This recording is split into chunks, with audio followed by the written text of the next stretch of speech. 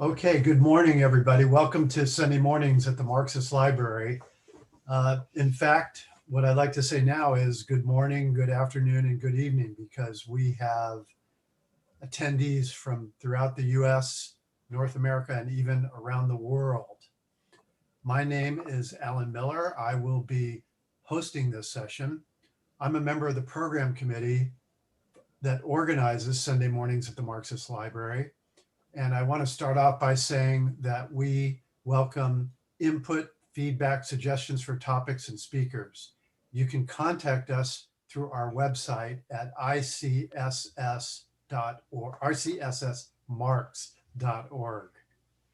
A quick note, this session is being recorded on and will be posted on YouTube. The weekly program of the Institute for the Critical Study of Society in pre-pandemic times was hosted at the Nebo Proctor Marxist Library located in Oakland, California, USA. During the pandemic, and maybe afterwards, we meet digitally on Zoom, although we still solicit donations to support the work of the Marxist Library. We have consciously, and I hope successfully, cultivated a culture of mutual respect and the understanding that we do not necessarily agree on all matters. This is a comradely forum for political discourse. The opinions expressed are those of the participants. They do not represent the ICSS or Marxist Library. However, one thing that we are united on is our respect for the work of Karl Marx. We believe that his work remains relevant today. Our motto is taken from Karl Marx's 11th thesis on Feuerbach. The philosophers have only interpreted the world in various ways. The point, however, is to change it. Our talk today is on the events, on the election and the aftermath, the events of January 6th. The title is The US Capitol Building, Riot and Its Blowback. The only thing scarier than QAnon is the reaction to it. Our speaker today is Roger Harris, who taught political science at a historically Black college in Mississippi in the late 1960s and was involved in the civil rights movement in the South. He spent 3 summers community organizing with East Harlem Tenants Council in New York City and another summer studying in Mexico on a Fulbright scholarship. In a mid-career shift, he returned to school in conservation biology and became a certified wildlife biologist and is active in local environmental affairs. Roger is on the State Central Committee of the Peace and Freedom Party in California and on the board of a human rights organization, the Task Force of the Americas. He is on the program committee of the Nebo Proctor Marxist Library, ICSS, and the executive committee of the U.S. Peace Council. His political writings can be found at Counterpunch, Dissident Voice, Mint Press News, Popular Resistance, and the Orinoco Tribune. Just a quick note on how the session will be conducted today. This is going to be we'll have a presentation, probably a little bit less than an hour, about an hour or so, followed by a discussion after the presentation, bringing everybody from the audience. One thing about today's session, which is a little bit different from most of the sessions in the past, is we want to emphasize that we would like to have a discussion of the issues that Roger covers in his talk, rather than just a sort of question and answer response with the speaker. So I'd like you all to really pay attention, listen to what he has to say, and think about what your own ideas are. And when it comes time for us to open this up, you can raise your hand using the Zoom participants window, and you'll be welcome to make comments, raise questions, and participate in a discussion, or hopefully a good discussion we'll have afterwards. So with that being said, I'm going to turn that over to Roger. Well, thank you, Alan, and thank you, everybody, for joining us this morning or this afternoon, depending on where you are. The thoughts that I'll be presenting, of course, will be my own, but any such presentation like this, it's a collective effort, and I particularly want to acknowledge the input that I got from discussions with Alan Miller, who's the moderator today, and also with Stanfield Smith with Chicago Alba. Let me start by kind of giving a little bit of a summary of where I'm going by talking about the main headers. I'll first address the trajectory of neoliberalism, and that will address what Marxists call the underlying factors that predetermine political outcomes independent of the personalities of individual politicians or even their political affiliations. Then I'll go into the a little bit about Donald Trump, and it's entitled The Devolution as opposed to the evolution of Donald Trump. Then I'll address the issue of the riot on January 6th and whether it is a riot or did it rise actually to a level of a coup. From there, I'll go into what I think is the present danger, and I'll be very clear about that. I think that there is a danger of not fascism, but the preparation for a future fascism. And from there, I'll segue into the significance of Trump's second impeachment, and then into the overarching impending crisis of the neoliberal order, and we'll conclude with the resistance, what the progressive left movement can be doing. So let me begin. The Capitol building riot of January 6th marked the messiest transition of ruling class power from one chief executive of the capitalist world to the next in recent history. If that history is any guide, the transition neither portends better treatment for working people nor a reduction of the threat of fascism. Trump may have been booted off the main stage, but the next act promises to be worse. Beyond the particularities of either Mr. Trump's or Mr. Biden's personalities, or even the parties they represent, fundamental institutional factors have and will likely predetermine the trajectory of neoliberal capitalism towards an ever more authoritarian state, austerity for domestic workers, and imperialism abroad. So get into the trajectory of neoliberalism. Neoliberalism is the current form of capitalism in the United States. It replaces the New Deal regime that had incorporated elements of social democracy. President Jimmy Carter foreshadowed the neoliberal era with his mantra of deregulation and small government. And the small referred to the welfare function of the government, the role of the state to ensure the social well-being of its constituents, but not the coercive function of the state, which would expand in the years to come. Next came the full-blown neoliberal Reagan revolution. Yet when a Democrat returned to the presidency, except for minor matters, Bill Clinton did not reverse the trajectory of neoliberalism.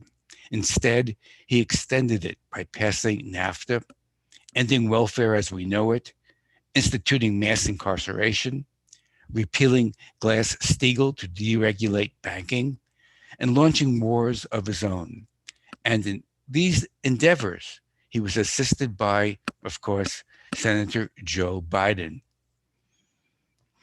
When the Republican and Democratic parties, while the Democrat and Republican parties are not the same, no lesser authority than the then President Obama explained that, quote, the divide is not that wide, with differences on the details but not on policy.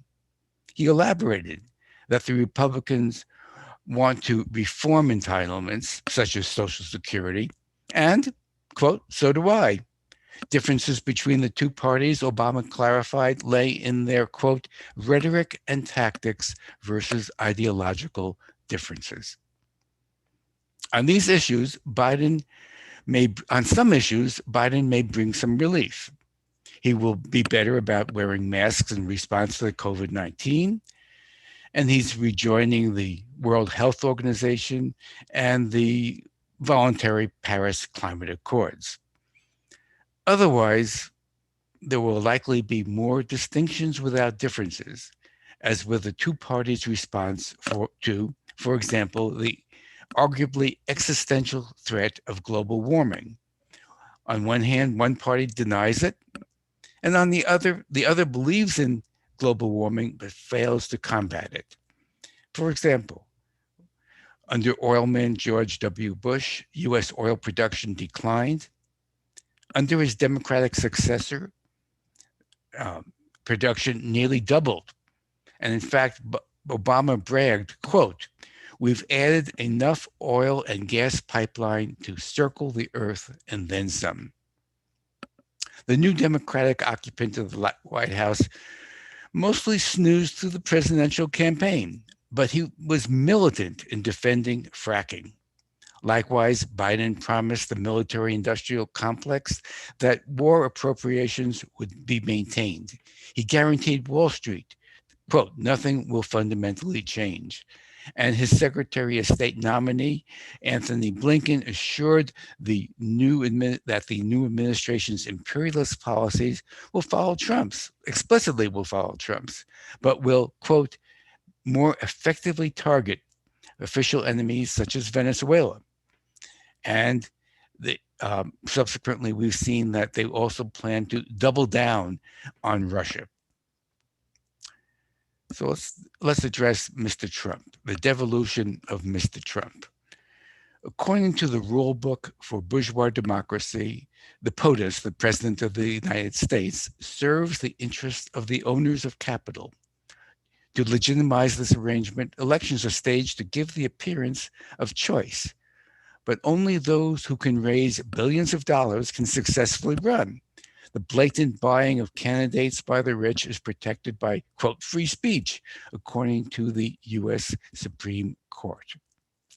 The presidential primary extravaganza is an audition contest where the hopefuls prove that they can appeal to the voters while being vetted by the funders. Donald Trump gamed the process riding on his TV reality show celebrity and personal wealth. He was lavished with billions of dollars of free TV coverage because his bizarre antics boosted ratings. Hillary Clinton and the DNC, as revealed by WikiLeaks, abetted his campaign because they thought he could easily be beaten.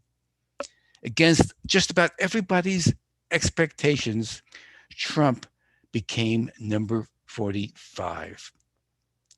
Through most of his presidency, his rule was garden variety neoliberalism with a veneer of racist, nativist right populism.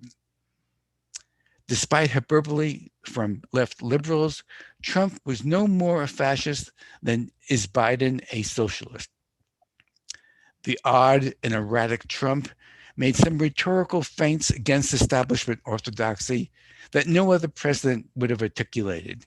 Stanfield Smith cites, quote, and this is a quote directly from Trump, "The plan is to get out of endless wars, to bring our soldiers back home, not be policing agents all over the world," end quote. Another quote from Trump is, quote, "Unelected deep state operatives who defy the voters to push their own secret agendas are truly a threat to democracy itself," end quote.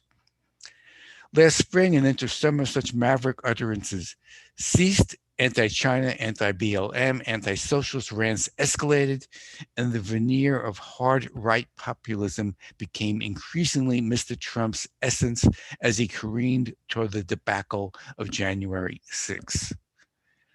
So was January 6th a riot, simply a riot, or did it raise to the level of a coup? The event of January 6th was a reprehensible demonstration turned riot, leaving 5 fatalities. But did it rise to the level of a coup? After storming the Capitol building and taking selfies, the demonstrators simply left after a few hours. Regardless of the intentions of the inscrutable Mr. Trump, the clumsy and violent attempt to influence the electoral process by disruption did not and could not have led to the seizure of state power, because all the institutions of state were aligned against him, along with nearly a unanimous ruling class. The Democrats, most of mainstream media, and much of the left reported a premeditated attempted coup, focusing on the violence, collusion by police and Republican politicians, and the racist nature of elements of the crowd. Their emphasis afterward has been on punishment of the Trumpsters so as not to, quote, embolden fascism.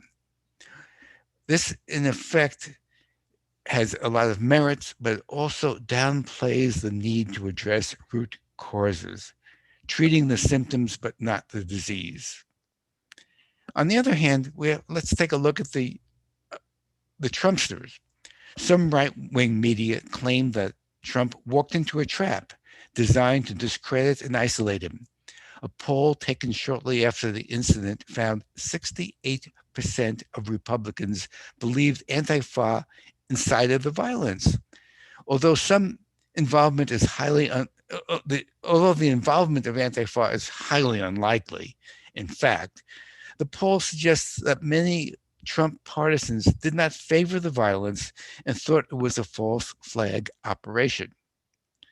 Putting the event to the Cui Bono test. Cui Bono means who benefits. The outcome went badly for Mr. Trump.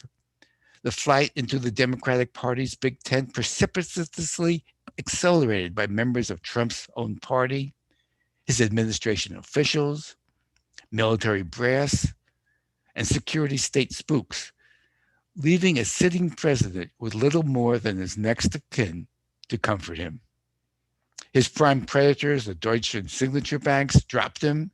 And cutting to the quick, even the U.S. Professional Golfers Association canceled their scheduled tournament at one of his golf courses.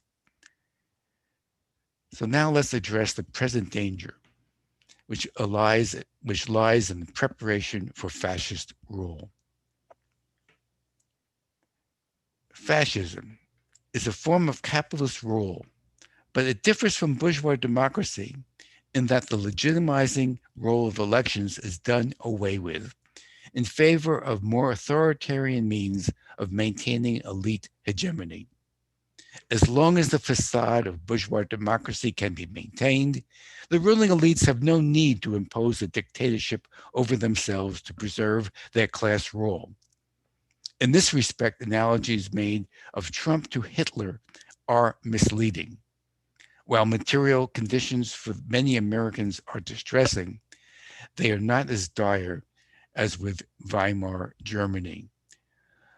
Nor do the Proud Boys and company approximate the hundreds of thousands of trained and armed paramilitaries under Hitler's command. Most important, the mass communist and socialist parties in pre-Nazi Germany were in a position to contend for state power. As long as there are no such contending forces, that is, there is no forces right now contending for state power with the Democrats and Republicans, the U.S. are outside of the capitalist mold. The U.S. ruling elites have little need to resort to fascist dictatorship. But that does not mean that they need not prepare for the contingency of fascist rule, which is where the present danger resides. And that's mostly the take-home message of this presentation. The collateral damage of the Democrats' offensive against Trump may turn out to be the left.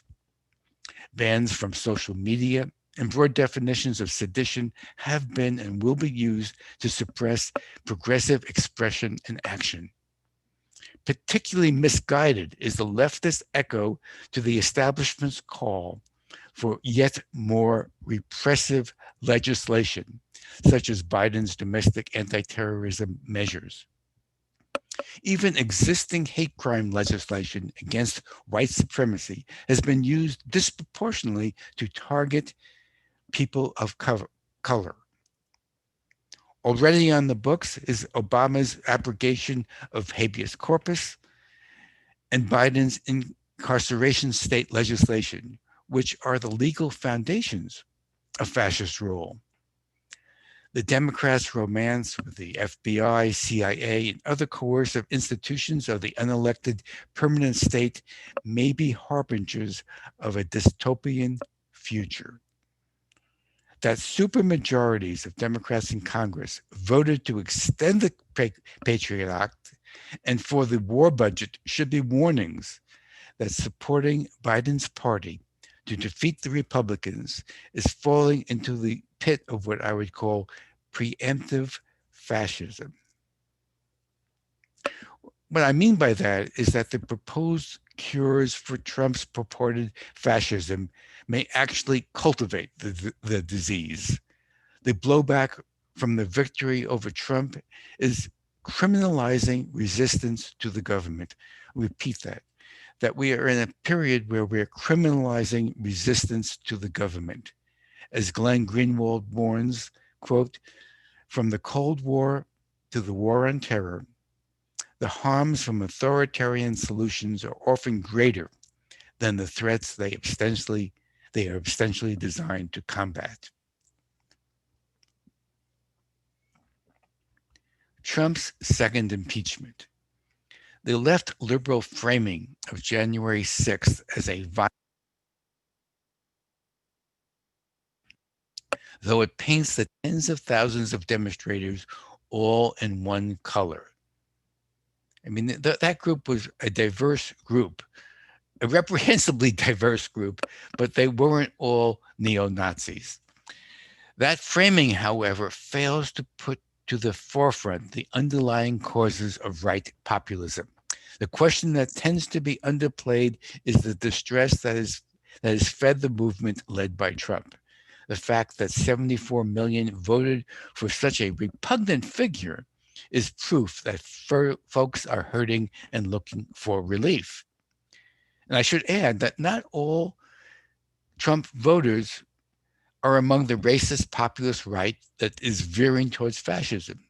Many of the Trump voters are probably traditional establishment Republicans, fiscal conservatives, and simply people who has seen the bankruptcy of liberalism and who voted for Trump because he was perceived as the lesser evil. The ensuing second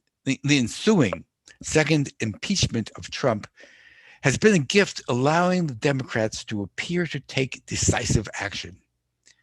The symbolic gesture will not cost their donor class, nor did it address relief from the pandemic and the economic downturn.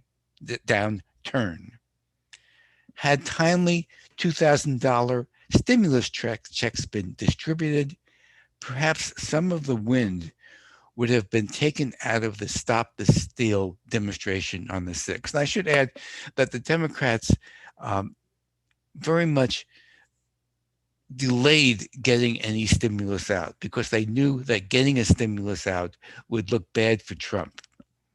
Congress, with Democratic majorities in both houses, refuses to vote on Medicare for all at a time when record numbers of people have lost their health insurance while being threatened by a deadly virus.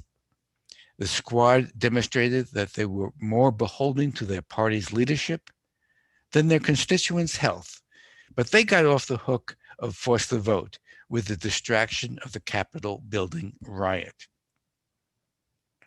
I'll go on now to the neoliberal order's impending. Roger, you're muted. Roger, yeah. I'll go on now to the neoliberal order's impending crisis of legitimacy. Neoliberal capitalism is heading for a crisis of legitimacy as the system proves itself increasingly incapable of meeting the needs of its people. The disparity of billionaires amassing obscene fortunes during a depression is ever more evident. The false solution of right populism is a response to that impending crisis. Republicans believe that Democrats stole the 2020 election. Democrats, on the other hand, believe the Russians stole the 216 election. In 2016, the Democrats in Congress challenged the electoral vote in more states than did the Republicans in 2020. 3/4 of the population agree, according to polls, that the country is heading in the wrong direction. Overall, the failing institutions of bourgeois democracy are being seen as fraudulent. Although conditions would appear ripe for fundamental challenges to the capitalist system, those incipient challenges have either been defeated or co-opted. The November presidential election was noteworthy given two truly unattractive candidates. Instead of record abstention and third-party resurgence by people rejecting the establishment organizations, the opposite happened. With the absorption of an historically massive popular mobilization entirely into the two major parties. It didn't spill out of the two major parties. It was completely contained by them. Donald Trump's Make America Great Again and Bernie Sanders' The System is Rigged campaigns both spoke to popular discontent, although of course with different messages. That these potential insurgencies could be contained with the two-party duopoly is a testament to the current strength of bourgeois institutions. Trump's false insurgency stepped out of bounds and it was crushed. It was crushed for now. And that doesn't mean what the future portends. The other attempted insurgency was derailed by the DNC, and Bernie's campaign was co-opted into supporting neoliberalism. So let me conclude by speaking about the resistance.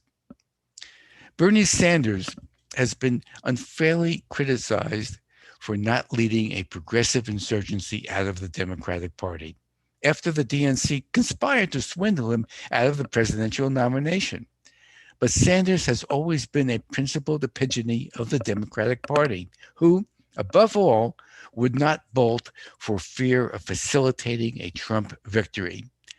Sanders is kept around for his ability to give the Democrats a false patina of progressivism. Had Sanders' resistance been the genuine article and not the assistance, the political landscape may have been different. Instead, the progressive movement massively capitulated in 2020. Not just the Bernicrats, but the entire movement, with some exceptions. They stampeded into the Democratic Party presidential campaign, and they were assisted not just by Sanders, but by lesser sheep herders that were further to the left of Mr. Sanders.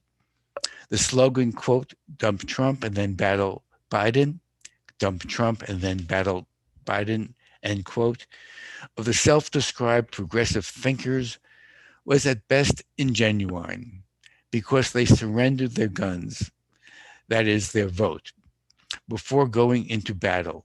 Sarcastic, ironic commentary about Biden does not rise to the level of resistance. Now these leftists of faint heart have passed the, quote, we have to hold our nose and vote for Democrats phase. And they are now in the, quote, hopeful phase of their perpetual 4-year lesser evil cycle. This soon will be followed by the predictable, quote, so terribly disappointed phase, and then a brief, we've been sold out phase. In this respect, the Trumpsters are more perceptive. They go directly to the sold out phase. Take Ashley Babbitt, who recorded a video while driving to Washington in which she yelled, you guys failed to choose America over your stupid political party. Shortly thereafter, draped in a Trump flag, she was silenced, fatally shot by Capitol Police. The system failed her and millions more, and it is at our peril to ignore their cries of anguish. She had no illusions about the failed liberal pretensions. which is a clue why right-wing populism is on the rise today. And in fact, it's on the rise globally as the neoliberal system is proving its incapability to meet the needs of its people. Indicative of the current state of the left is that red states are right-wing. Ralph Nader has been haranguing the liberal left to get outraged for decades. Sincere angst doesn't count. That's not outrage. No one has to make the plea to the populist right that outrage is manifest and dangerous. Trump may recede, but right populism will not, because the conditions that foster it continue. And now to conclude, as the neoliberal state's crisis of legitimacy matures, anti-terrorism laws and the institutional apparatus of fascism are being perfected to use against a future insurgency. The left is faced with serious challenges from one, the neoliberal state, and two, right populism precipitated by the failures of that state.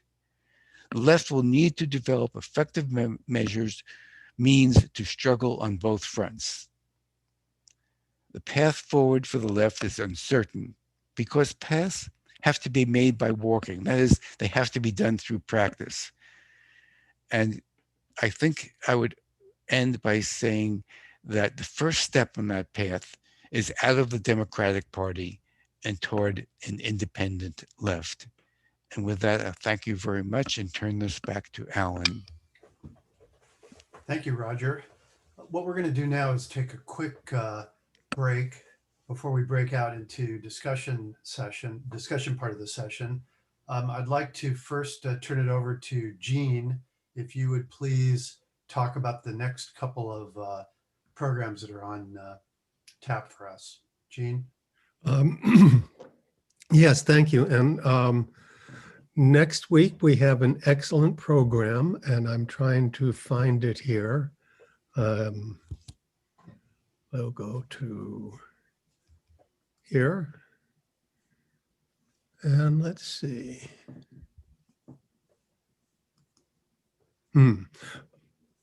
Next week is Bruce Gagnon. Oh, yes, Bruce. Speaking on Shagnon or Cagnon? Gagnon, I think. Yeah, Cagnon.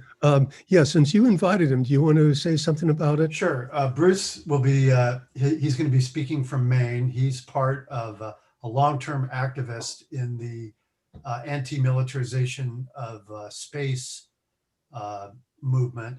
And he's going to be speaking on a very topical subject, the militarization of space and the privatization of scientific research and space exploration. So this should be a very good session, very important session. Jean? Yeah, and I'll also add that Bruce is a member of Veterans for Peace, as am I, and we solidly support his comments and also I'm really happy that he's going to be with us next week. Then following that, we have yet to put together our program, so we have a number of possibilities, but we'll know by midweek tomorrow, midweek. And then I'll turn it over to Richard about finances. Yes, thank you, Jean. As Alan mentioned at the beginning, we are still collecting money for primarily for the Marxist Library, but also for their expenses of these programs. I've posted at the beginning of the chat some information on how to contribute. It's very easy, especially through PayPal, but also through mailing me a check. We have a simple accounting system, and you can send us some money. I'll process it directly. So please look at that, and thank you very much, everybody who's already given and those who are going to be giving in the future. Richard, it looks like you posted it to chat before 10:30 when we were just, talking with the newcomers and all. If you'd like, maybe you can repost that on the chat for those who joined us after 10:30 because they don't see the beginning of the chat. Okay. Thank you. Thank you, Richard. What we're going to have now is the discussion part of our session. And this week in particular, we really want to emphasize the discussion aspect, less of a question and answer format, but more of people putting forward their opinions about what's going on, what took place on January 6th and the aftermath of the election. So what we're going to ask everybody to do is to raise your hand from the participants window. We'll call on you in order, and you'll have 2 minutes to make a statement. You're welcome to raise a question to Roger or something that you wish him to comment on. But what we would really like to do today is to get people's views, especially a high-level view of what actually is going on in the aftermath of the election. So with that, we're going to start with 5513. If you want to unmute.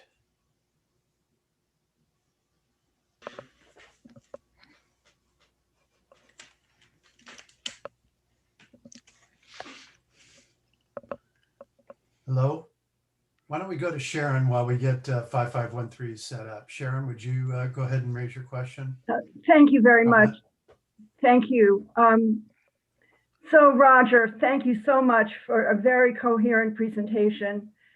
I could not agree with you more. I've been reading Glenn Greenwald, who has been trying to raise the same things, or some of the same things that you raised. And the bottom line is, all of this repression of the right and defeat of fascism and all that kind of thing that is being portrayed is going to turn around and bite us all in the butt. And I have tried to raise that with friends who tell me, oh, no, Glenn Greenwald has gone over the deep end. He's defending the fascists. He's just gone over the other side. And this is going to be a long, long discussion and struggle within the left. And I think the sooner it gets started, the better. I personally, this is just speaking for myself, I personally believe that people who are active politically should be everywhere. Marxists who are active politically, socialists, communists, should be everywhere, including inside the Republican Party. So anyway, I am a member of the Democratic Party, and I'm trying to figure out how it works in California. I belong to probably the most left or progressive Democratic club, the Wellstone Democratic Club. And it's really very hard to argue with people who consider themselves to be on the left and raising left ideas within the Democratic Party, but it's very necessary, I think. So I think the discussion today would be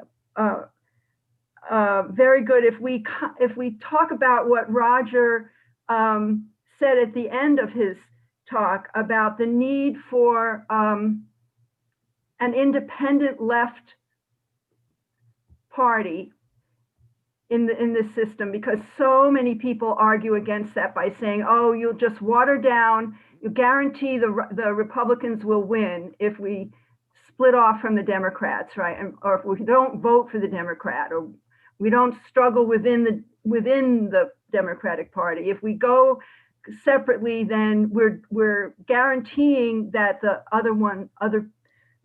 most right wing will win. And I think it's a very important question, and I hope that we can share our ideas about that. Thank you. Thank you, Sharon. Alan, why don't we go to the next question? Okay. Next speaker. 5513, you're still muted. If you could unmute yourself, we would like to have you come on. In the meantime, let's have Keith next. Keith, if you would unmute yourself. And what's the stack right now? Go ahead, Keith. Just a couple of brief questions. What is it that you would want those of us on the left to do besides form an independent third party? I mean, if there is a real potential threat of fascism, whether it comes from the currently existing state or from these right-wingers that raided the Capitol, whether you want to call it a coup or not, is a different question. And the other thing is, what would you like to see the left not do besides supporting repressive measures? Besides not supporting repressive measures. Right. I mean, the question of what the left should do, I think I want to throw that out to the discussion. But what should be very clear to me is that the left has to be independent. And it's kind of interesting to think about it. Some of you may read Monthly Review, and Monthly Review, their tagline is Independent Left Journal or something like that. And in those days, independent left meant independent of the party. And by the party, it meant the Communist Party. Today, independent left means independent of the Democratic Party. And there's a huge sucking mechanism that all the left movements are pushed into the Democratic Party, defanged and domesticated. So I think I would just leave it to say that the independence of the left is critical, and then not try to be so pretentious as try to answer the rest of those questions, but throw it back to that discussion, if that's okay. Okay, I want to urge everyone, if you have any questions, comments, please raise your hand in the participants section. We're really looking to get people to contribute today. Next up is Richard W., followed by Jean. Richard, if you'd unmute yourself and go ahead. Yeah, I have to find it sometimes.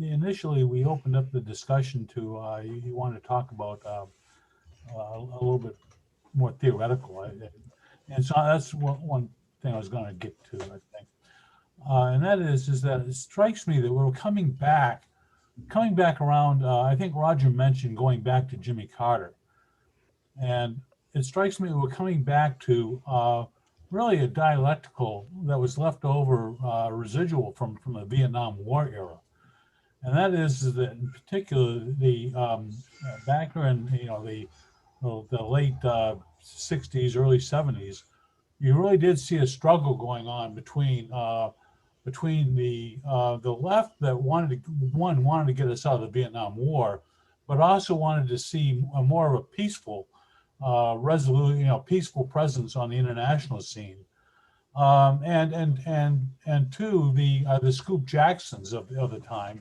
that wanted to see a capitalism that was more favorable toward the military-industrial complex, ironically warned about by the Republican Eisenhower, and so it seems to me we've come back to that point that we're now struggling against intervention in Latin America, intervention in China, intervention in Russia, and so far there doesn't seem to be a resolution to that issue. We have a lot of disparate angles on that. So I'll just leave. I have a few other things, but I'll leave it at that point. Thank you. Okay, thanks. Let's go on to the next one. That's a good points, Richard. Okay, we're going to go on to Jean, but before we do, I just want to ask 5513. I'm not exactly sure who it is, but you've raised your hand. You're muted, so we can't call on you. Jean, why don't you go ahead and we can't unmute you either. So. You may want to say, was it the *6 on telephones that does the muting, unmuting? I believe that was what it was. I haven't used the phone, but so maybe he's having a problem unmuting. I think that's Alazar. Oh, okay. Okay, thank you, tech support. Jean, why don't you go ahead and raise your point, followed by Anne. Mhm. Okay, thank you. Yeah, and thank you, Roger. Roger and I are old friends. He was here when I came here, and we've both been in the Peace and Freedom Party together. So we share a lot of history, and we have some significant differences, I think. But I just want to, first of all, mention what Joe and Lai said about the French Revolution. You know, it's too early to tell. And this is very much true, I think, what's happening. You know, we have to see how things are going to play out.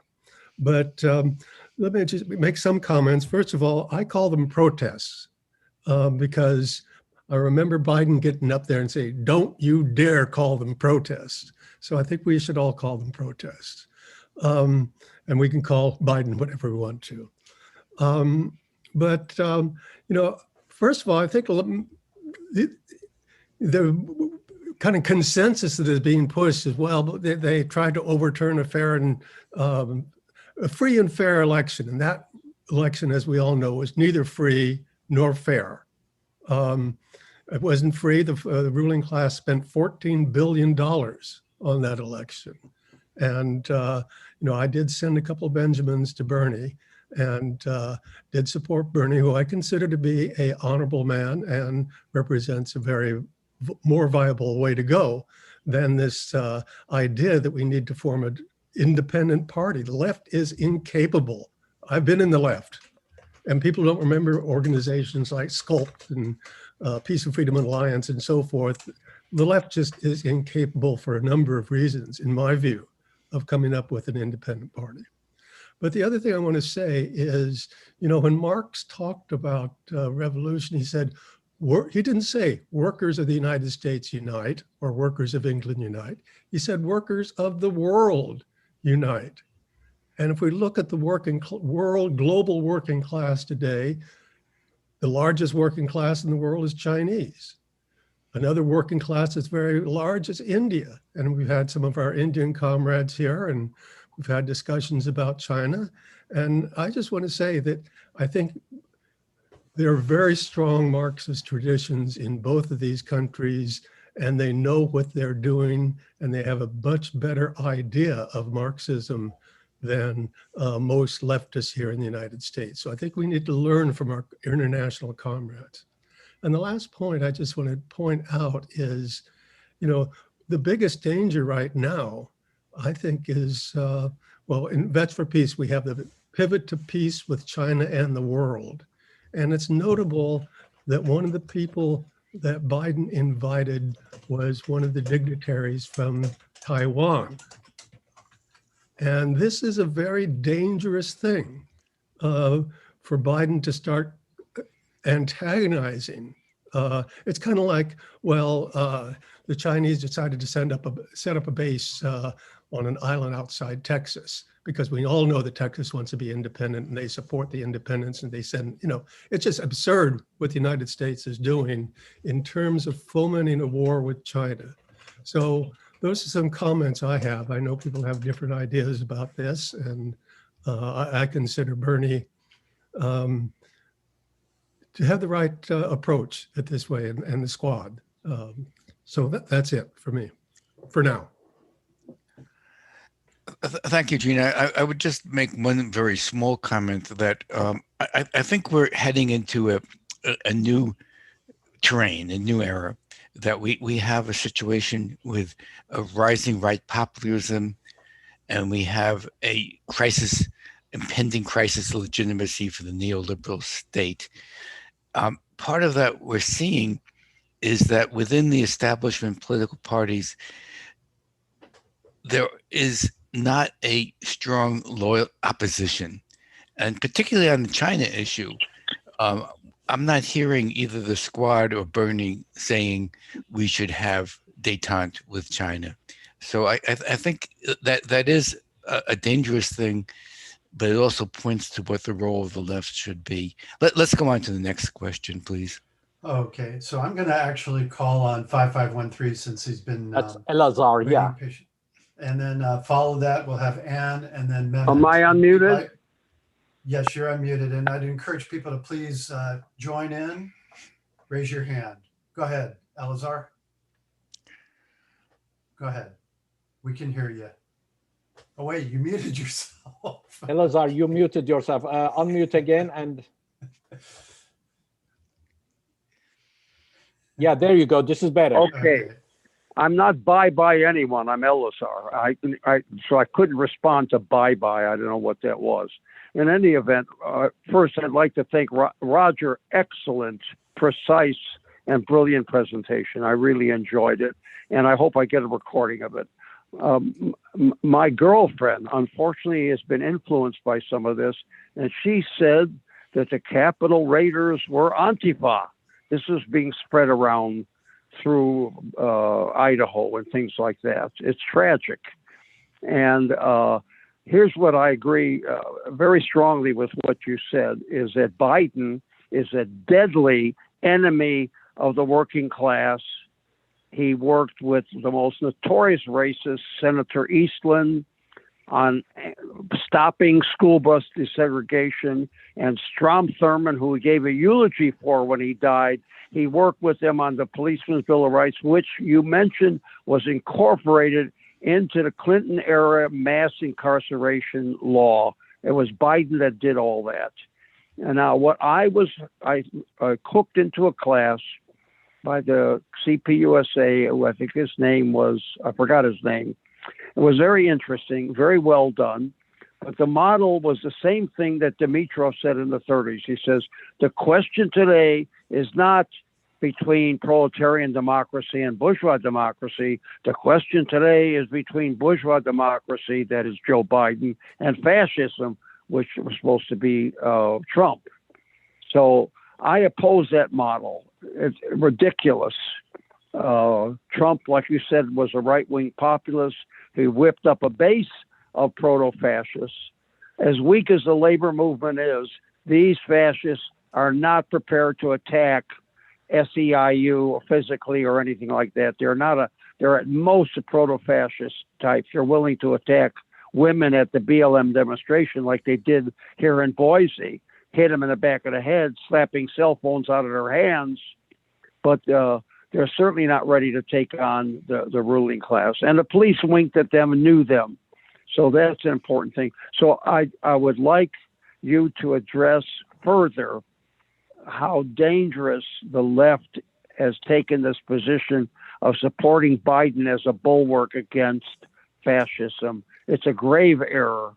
And thank you very much again. I hope that Raj sends me a recording of this session. I need to play for my girlfriend. Thank you so much. Thanks, Elazar. It's always good to hear from you. And I think Sharon opened up the discussion and largely began the addressing of that question. It's a question really of class stand. You know, whose side are you on? Are you on the side of, oh, our sacred institutions are being attacked? Or are you on the side saying those institutions have to be replaced? And I think that is the question that the left has to address. Who are they? On whose side are they on? The left used to be a predominantly working class movement with intellectuals in it. Now the left is predominantly intellectuals that have lost its contact with the working class. You know, what are the people in those meatpacking plants? What are they thinking about? You know, we don't know.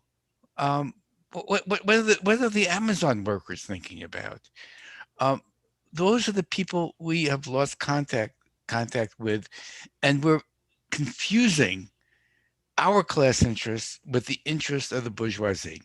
So let's have the next commenter, please. Okay, I want to encourage people to please raise your hand. Some great comments are coming in from session participants. We need more people to speak up. Express your views. Next up is Anne, followed by Mehmet. Hi. So thank you very much. Actually, you just provided a bit of a segue for me, because what I wanted to talk about is how does labor relate to the Biden administration? And I think that there's some real potential there, not in terms of, you know, defending them, which worries me, just as it does you. I think we went through that with the Obama administration of being as kind of posed in this position of, well, we've got to defend him, but we also have to pivot, we have to look at what he's saying. Well, I think that there are some of the things that he's saying, and I think you bring up some of the least important, but what he's saying about raising the minimum wage to $15 an hour, Keystone, cease on deportation, perhaps we could push him towards support of the PRO Act, for example, through labor. I think those struggles are going to be very, very important. I think the sacred institution stuff is just garbage. And I'm not so worried about further repression, because I think what we've seen in places like Standing Rock and even here in Austin with cops actually, shattering protesters' skulls, that's been going on for a long time. And I think we do live in quite a repressive state already. Not fascist, but repressive. I do think that by engaging in some of this push, it's possible that the reason that he said, for example, that Keystone was stopped is the pressure of the left. So the more we can organize and push him towards the things that we really need to survive, in the union movement, I think the stronger we're going to become. And I'm not sure that's getting out and forming a new party, although that sounds like a wonderful idea. I don't see it right now, but I do see us organizing along with the Amazon workers and the other workers that are organizing, which is kind of exciting right now, and the teachers' unions, to really push them on basic questions of union organization. Yeah, I think those are very important comments.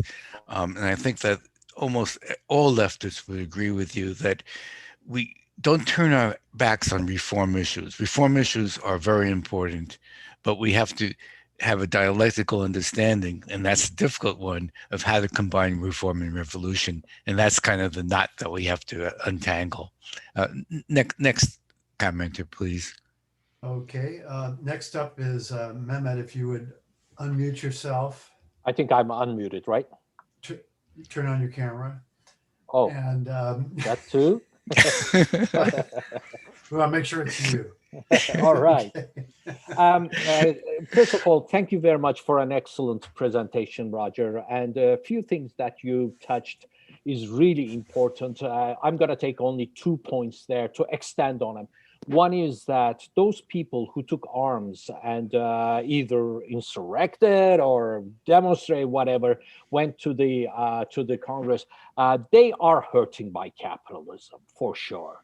And the thing you said about, the left used to be a working class movement with intellectuals in it, and it's turned the other way around. We do have a responsibility to try to talk to these people, because they are the working class. I'm not talking about the rich people who flew on their private jets to Washington, but those people who are being hurt by capitalism are unfortunately are not looking at this as a problem of capitalism, but are looking at it as, the foreign workers or foreign countries and so on and so forth. Just to give you an example of, how this could be done, is that in my youth, I was working at a construction site, and with some 2 or 3 of my revolutionary friends, we were put in a house full of fascists. They were so fascist that some of them had gone to my school when I was there and shot a friend. One of it was in the house. So they were at this level of violence. In about 2 or 3 weeks, staying in the same house and talking to them, they started saying that, nationalism is not the issue, and they wanted to join us in a May Day demonstration, because we brought them laws. We showed them what the labor is facing, what organization is, and what we are working for. And the head of the fascist organization came and told them not to talk to us, and they refused. They were our friends. after 2 to 3 weeks. So yes, that's our base, the working class, who are unfortunately being propagandized on the, the fascist side. But the other issue that you brought up, very important, and I think few people touched on it, is that we are so scattered. We have labor parties, but or parties that claim they are labor, but are they really independent? You put emphasis on that one, the independence. So we need to get together. I mean, there have been 2 demonstrations since the election in San Francisco, and it was hard to find those left parties who came to participate. And the points that we tried to make are exactly the same points that you made here, is that we need an independent working class party, and Biden is an enemy of the working class. We should not be fooled. So we need to take the left parties to their tasks and ask them whether they are really independent. Like the RCP supported the Democratic Party only, like a week before the election, or 10 days, whatever. So independence of the left should be questioned. Thank you. Roger, can you make a comment? Just thank Comrade Mehmet for his comments and bringing in his experiences in Turkey. Let's go on to the next one. Okay, what I really want to do, I want to issue a challenge to session participants. And a lot of good issues have been brought up, but I want to really start to focus this and maybe raise the level a little bit of discussion. So I'm going to put forward a question. I'd like people to comment. Roger, you're welcome to comment too. But one of the things coming out of the election that we saw was that Trump got, I think it was 74 million votes, 74 million votes. And I want to ask people what they make of that, how they feel that fact or of the situation, what should be our interpretation of it, and how we should regard it. So I'm going to go ahead and get Danny. You from New York City. Go ahead, Danny. Yeah. Good afternoon, comrades, and thanks, Roger, for the invite. I apologize that I only have a limited amount of time. I'm organizing around the elections in Ecuador right now, but I think your question is an important question. 74 million people who we can't just discard as fascists or white supremacists, but they certainly come from that milieu. And part of our training is to read the headlines in Fox, but now Fox is kind of the right center, and we have Breitbart, and we have One American News Network. Now we have the fascist Twitter, or the proto-fascist Twitter, Gab. So I've been following that pretty closely. I think there would have to be a complete further breakdown of capitalist society to radicalize many of those people who've fallen into Trump's camp. They're so full of xenophobia and white supremacy. Not to overly generalize, but it's also a very objective truth. In terms of imperialism, I think imperialism has fortified its position with Biden at the helm. Trump was not good for business. Trump was a loose cannon. So I think Biden could potentially be a huge sleeping pill for many liberals in terms of understanding the U.S. vis-a-vis all the Bolivarian countries, Zimbabwe, and whatever else stands of self-determining Africa, at the state level, certainly Zimbabwe. Libya is long gone. So, I'll end it there just to make that one bullet point that I think imperialism, in a sense, is much more dangerous right now than it was a week ago. Well said, Danny. And it's always good to see the Bronx. That's my ancestral home. And it's good to see you. Let's go on to the next comment here. Okay. And actually, I would like people to comment on some of the things that Danny brought up. You don't have to, feel free to do that. Next up, I'm going to say Mark Albertson, followed by Keith. And I'd like to make a comment at some point too, but go ahead, Mark. Why don't you? Yeah, thank you. And pardon me for being late, but the basic question here is simple here. You know, you had over 74 million people who voted for this arrogant, self-absorbed constitutional illiterate, and that's almost 12 million more that voted when he won for him. So where does that show you that the country has gone? And so when you take a look at the opposite side here, if you take, in fact, I was a Republican for years until I got religion. And that didn't mean becoming a Democrat either. But I mean, the fact of the matter here is, if you take a look at what I first saw in the 80s, when you had the admission of ultra nationalists, racists, people I used to characterize as of questionable religious character joining the party. Now look what happened by 2010. You had the Tea Party. Now we've even gone beyond the Tea Party. I mean, we've gone beyond the Tea Party. And some of these right-wing extremist groups like Daily Stormer, Patriot Front, Proud Boys, the 3%ers, their membership has gone up 55% in the last 2 years. 55%. And so when you take a look at what happened with Trump, and these people feel emboldened by Trump, all you have to do is go back to 2016, the day after Trump won. Andrew Anglin, who is so far to the, he's more to the right than Attila the Hun, who put together this thing known as Daily Stormer, and he had total fascism prior to this, said, "Glorious leader, God emperor." That's who ascended to the Oval Office, and he supported Trump 17 months before that. And so when you take a look at what's happened to part of the Republican Party, people like Mitt Romney, the Ben Sasses, staffers from Bush Jr.'s administration, and others siding, this is the establishment Republicans, siding with Biden. And now you see what's left in the Republican part, what you want to call it, it's not a party. The lunatic fringe is what's left. These are the people that will support Trump. Why? Because Trump gave them a platform.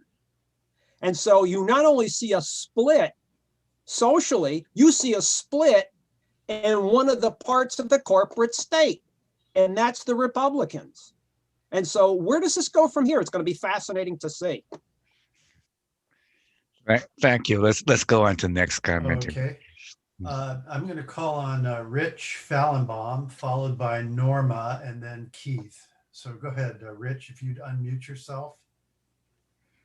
Let's see. Okay. Thank you very much.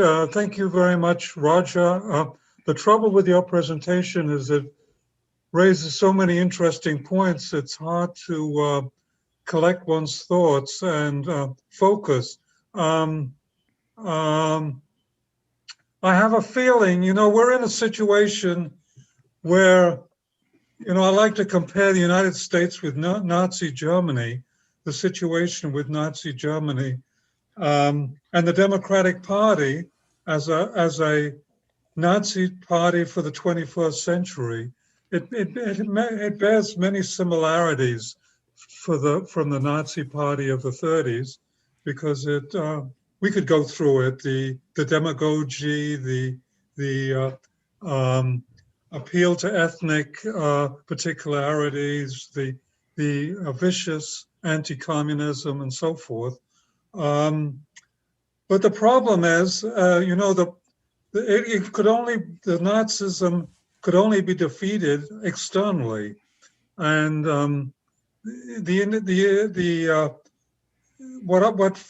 you know, we can talk about a third party, and we have third parties, and they have not.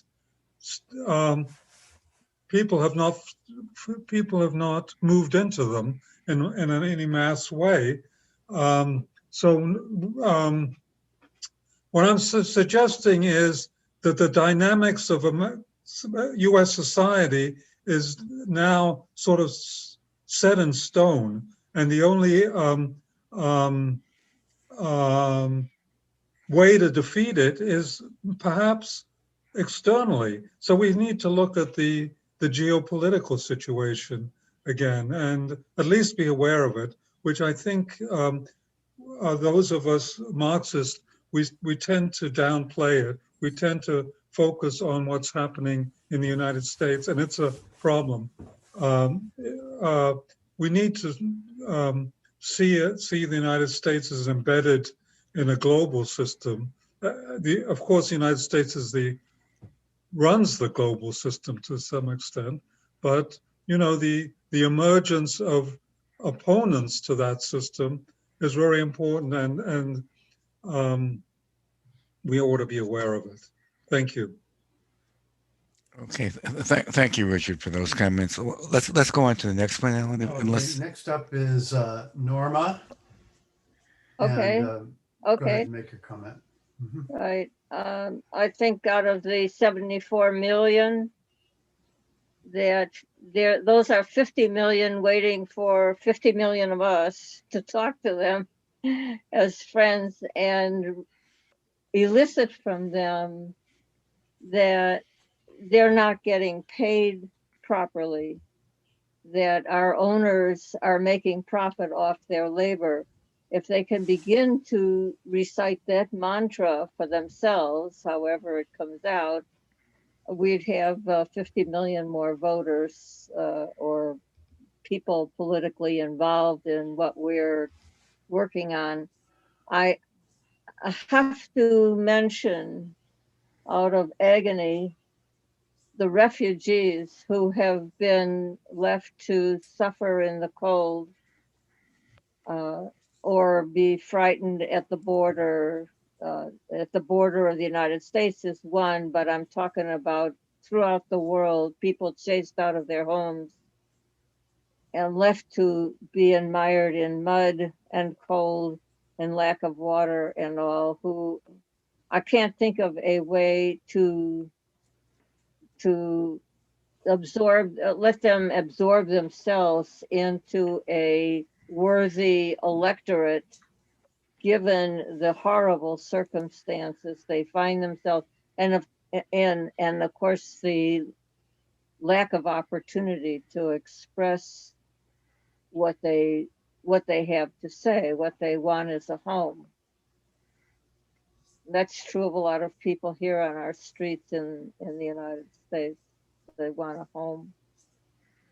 I think that, Norman, that's a very good way of framing that. I think that the framing of that the Democrats and much of mainstream media have is that there's a basket of deplorables out there, and we have to write them off. And if we do write them off, it's at our peril. It's going to be very difficult to figure out how to reach these people. But the way you frame the question is that I think the clue is to understand that they are a product of a failed system, and we have to point to them and to everyone else that it's the system that is failing, and that's what has to be changed. Next question, please. Okay, Yusuf, I'm going to call on people who haven't contributed so far. Yusuf, if you would please unmute and raise your question. Well, some of the things are not my experience in Connecticut. Actually, here, and to a certain extent in New York City, I don't know about Boston, but the left is very much, or the left, there is a section of this elitist left that's a remnant of the so-called new left, the intellectual portion of the new left of the 60s and 70s. But here the left is very much connected with the working class. We have good relations with the unions, and yes, it is precisely being in touch with the working class that we have to work at times with the Democratic Party. I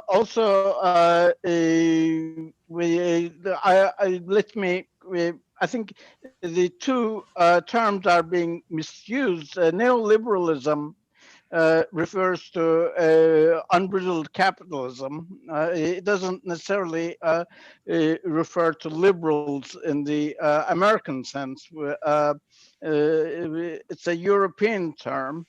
Liberal in the European term is more like a libertarian, and is generally a right-wing movement.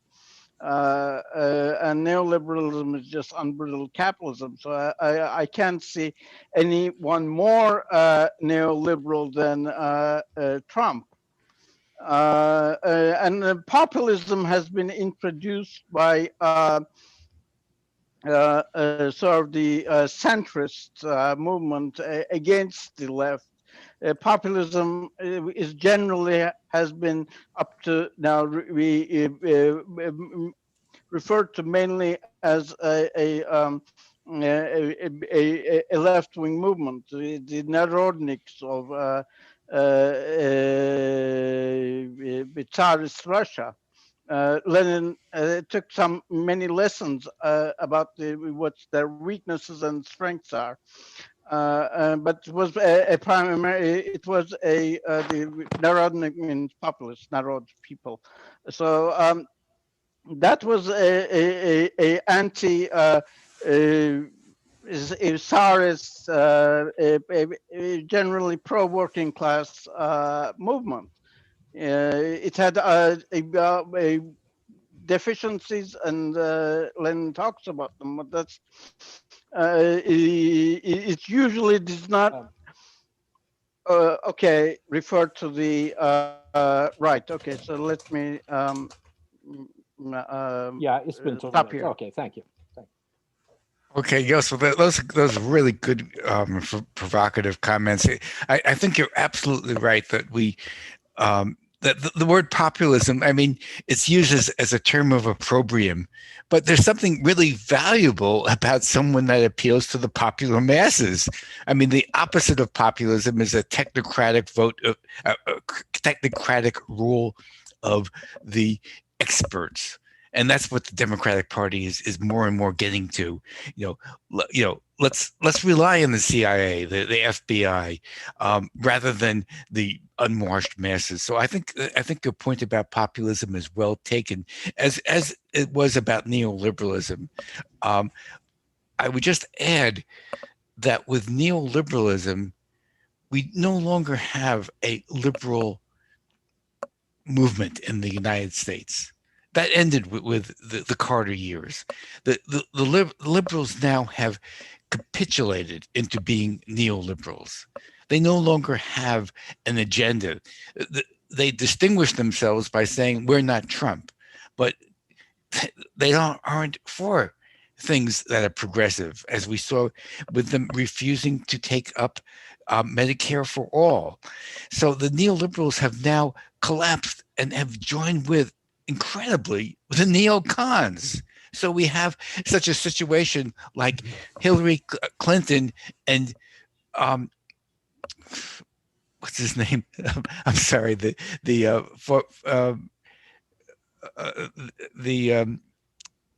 Dr. Strangelove guy. I'm forgetting his name. Kissinger. Bolton. Yeah, Kissinger.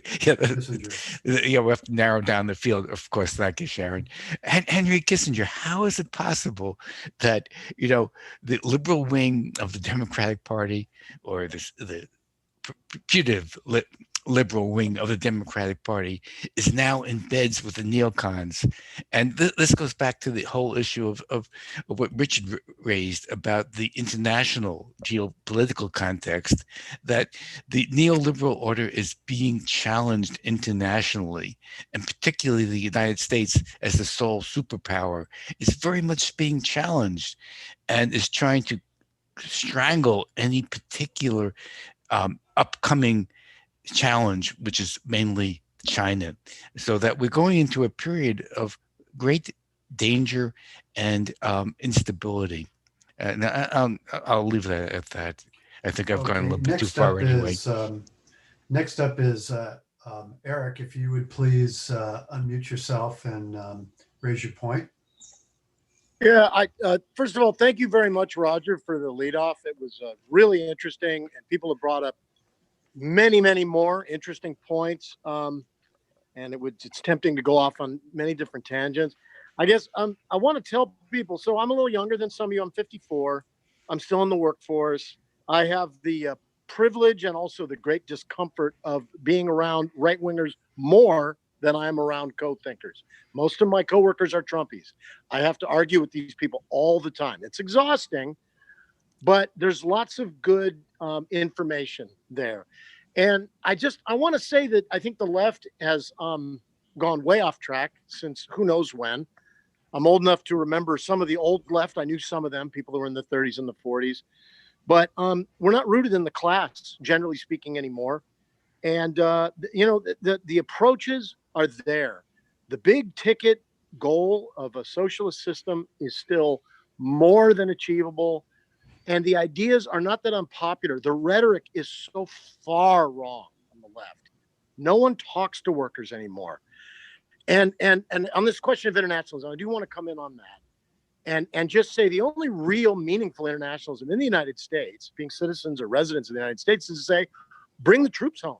We don't want to be an imperial country. We don't want our young people dying off in foreign wars. And that's enough. That's way more than enough. And working class people, Trumpies, will get on board with that. And as a matter of fact, anti-war has kind of been co-opted by the far right. So, I mean, I argue for public ownership writ large, like most of the economy should be publicly owned. And I can have these arguments with right-wingers, with coworkers. And so this is where I think we're so far off. It's just the rhetoric is so bad. It's so mired in leftist jargon and historical associations that don't mean anything to people here. So get back to the basics. And I want to make one request or recommendation or whatever, is everyone should join Democratic Socialists of America. It's got a lot of problems, warts and all.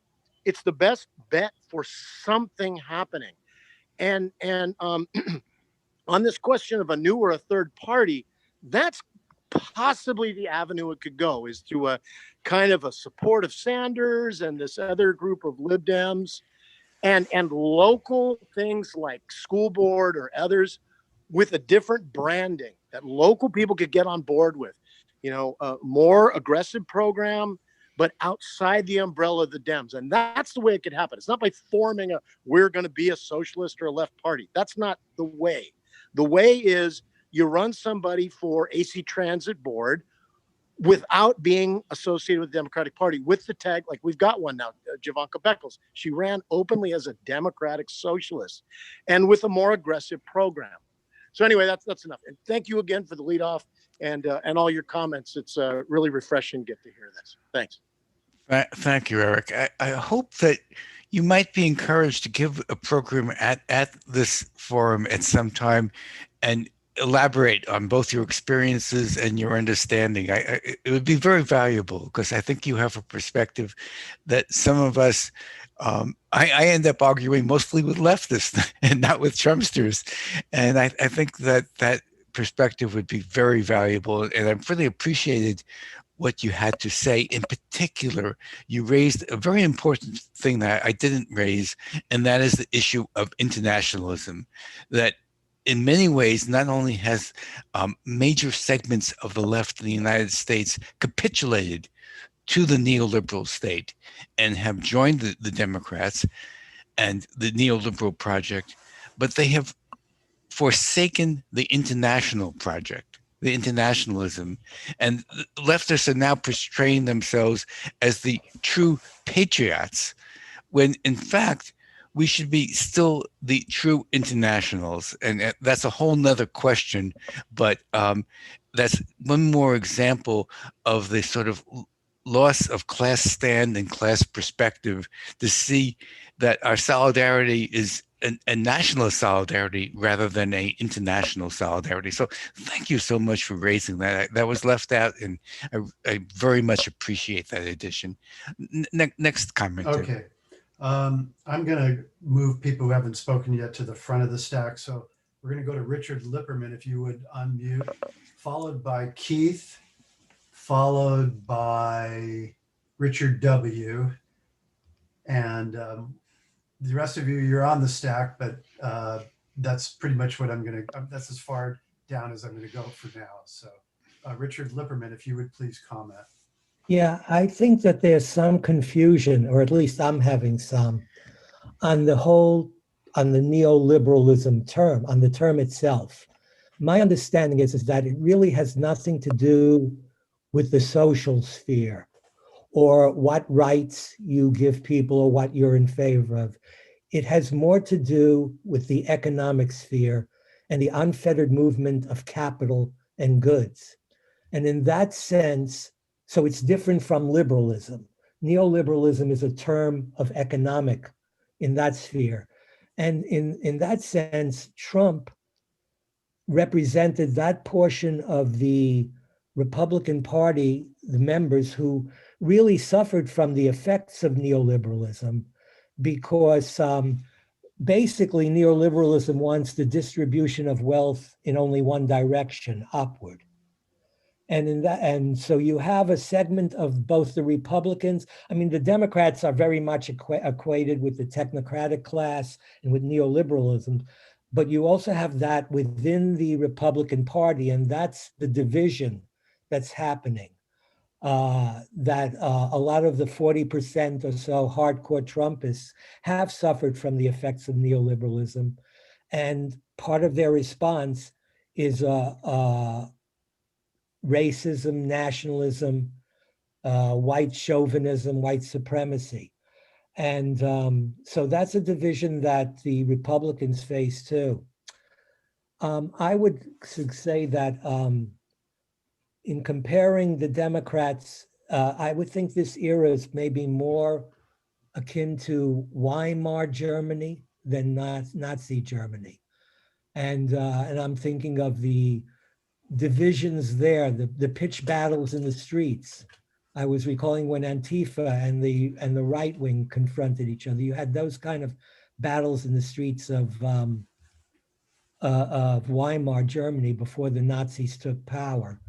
And I guess I'm losing track now. I think that's it for now. Just those comments. Thank you for clarifying on neoliberalism. I think that was helpful. My own views about Weimar, I already expressed. So let's go on to the next. Okay. So next up is Richard W. And then I'm going to put Sharon at the top because she was the first. So we're circling back around. And from there, we'll those of you who have your hands up, we haven't forgotten about you, but we're kind of circling back and forth. So Richard W. Victoria Nealon. Listen, let's go ahead. Go ahead, Richard W. Put please. her name on the chat list. On the chat list? Okay. That was a neocon. She's a member of Biden's cabinet, or soon to be a member of Biden's cabinet. Oh, that's what you're talking about? Yeah. Okay. Yeah. I kind of Never mind.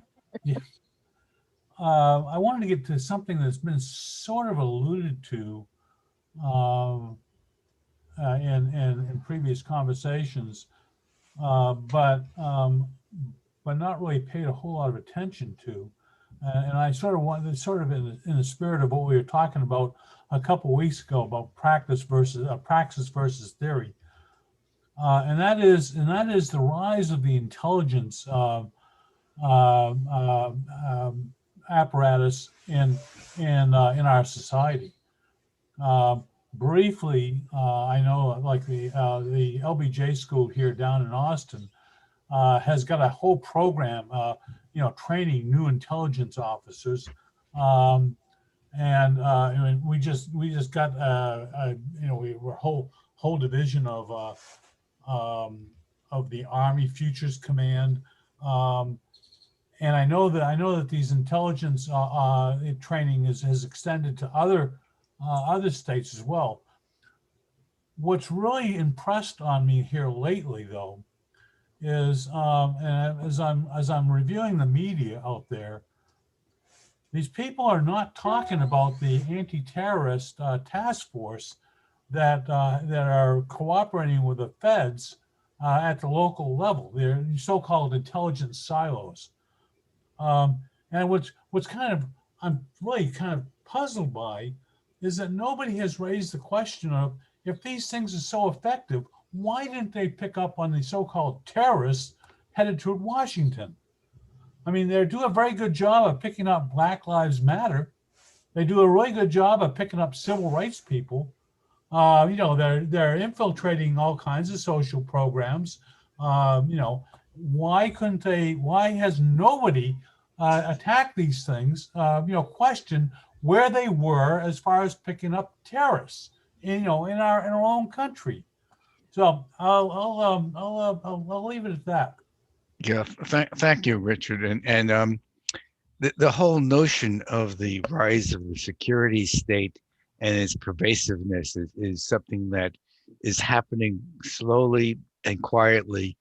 But I mean, it's remarkable that now you turn on the mainstream media and you have these spooks telling us about what is happening.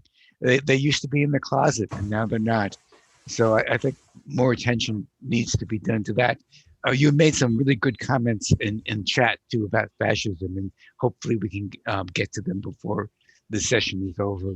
But I'll turn this over to Sharon now.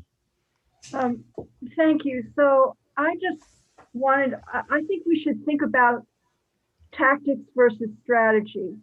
So I believe that it was correct to use the United Front or Popular Front tactics to get rid of Trump. And I think getting rid of Trump was important.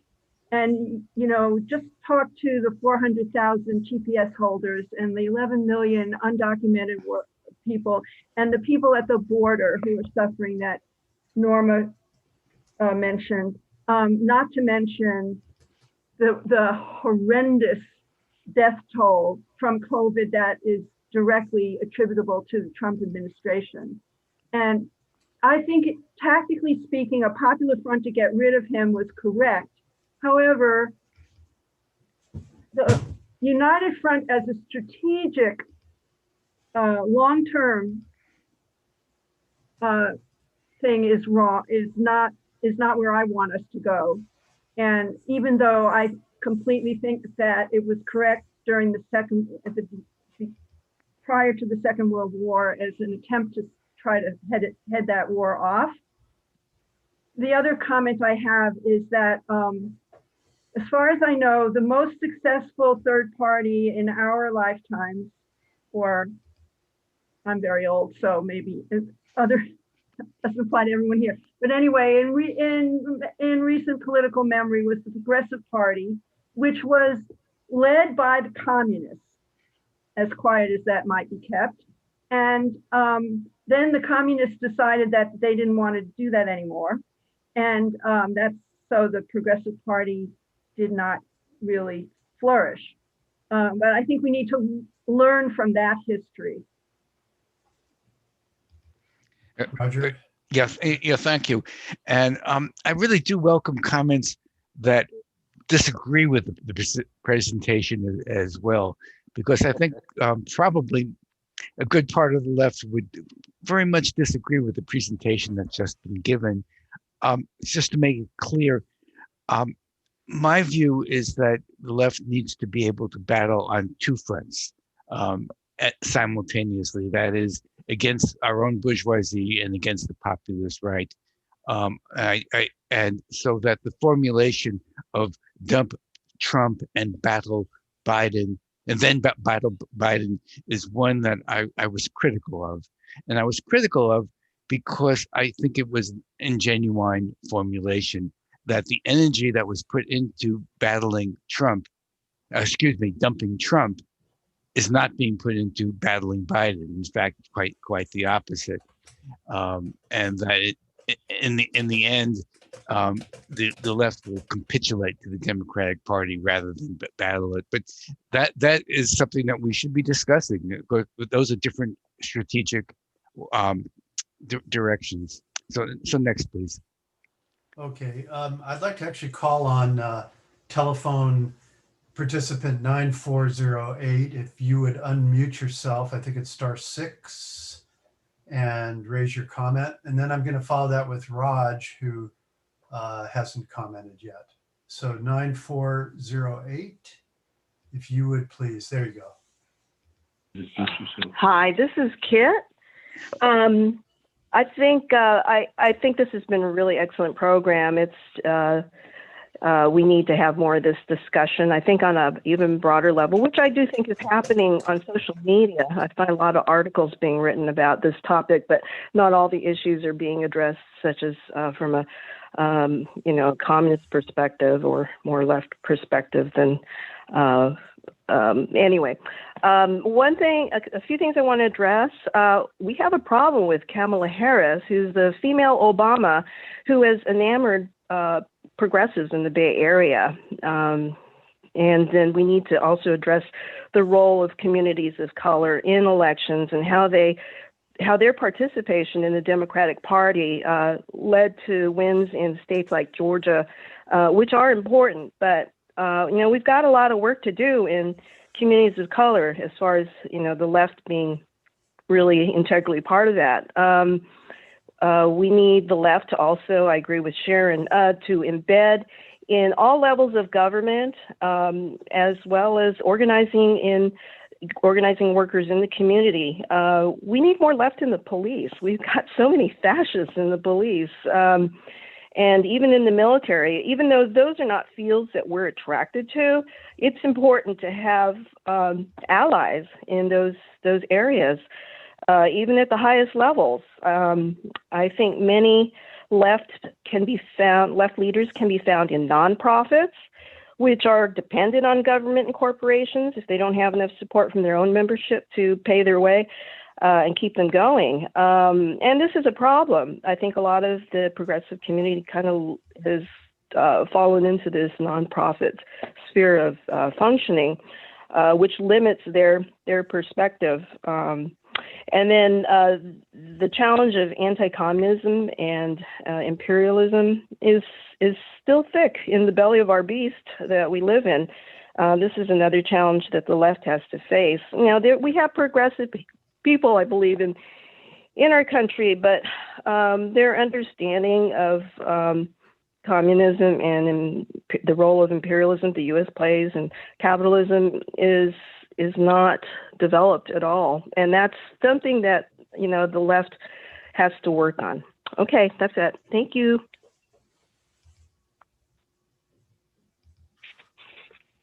Roger, you're muted. Thank you, Kit. That was a very helpful comments. Next, please. Okay.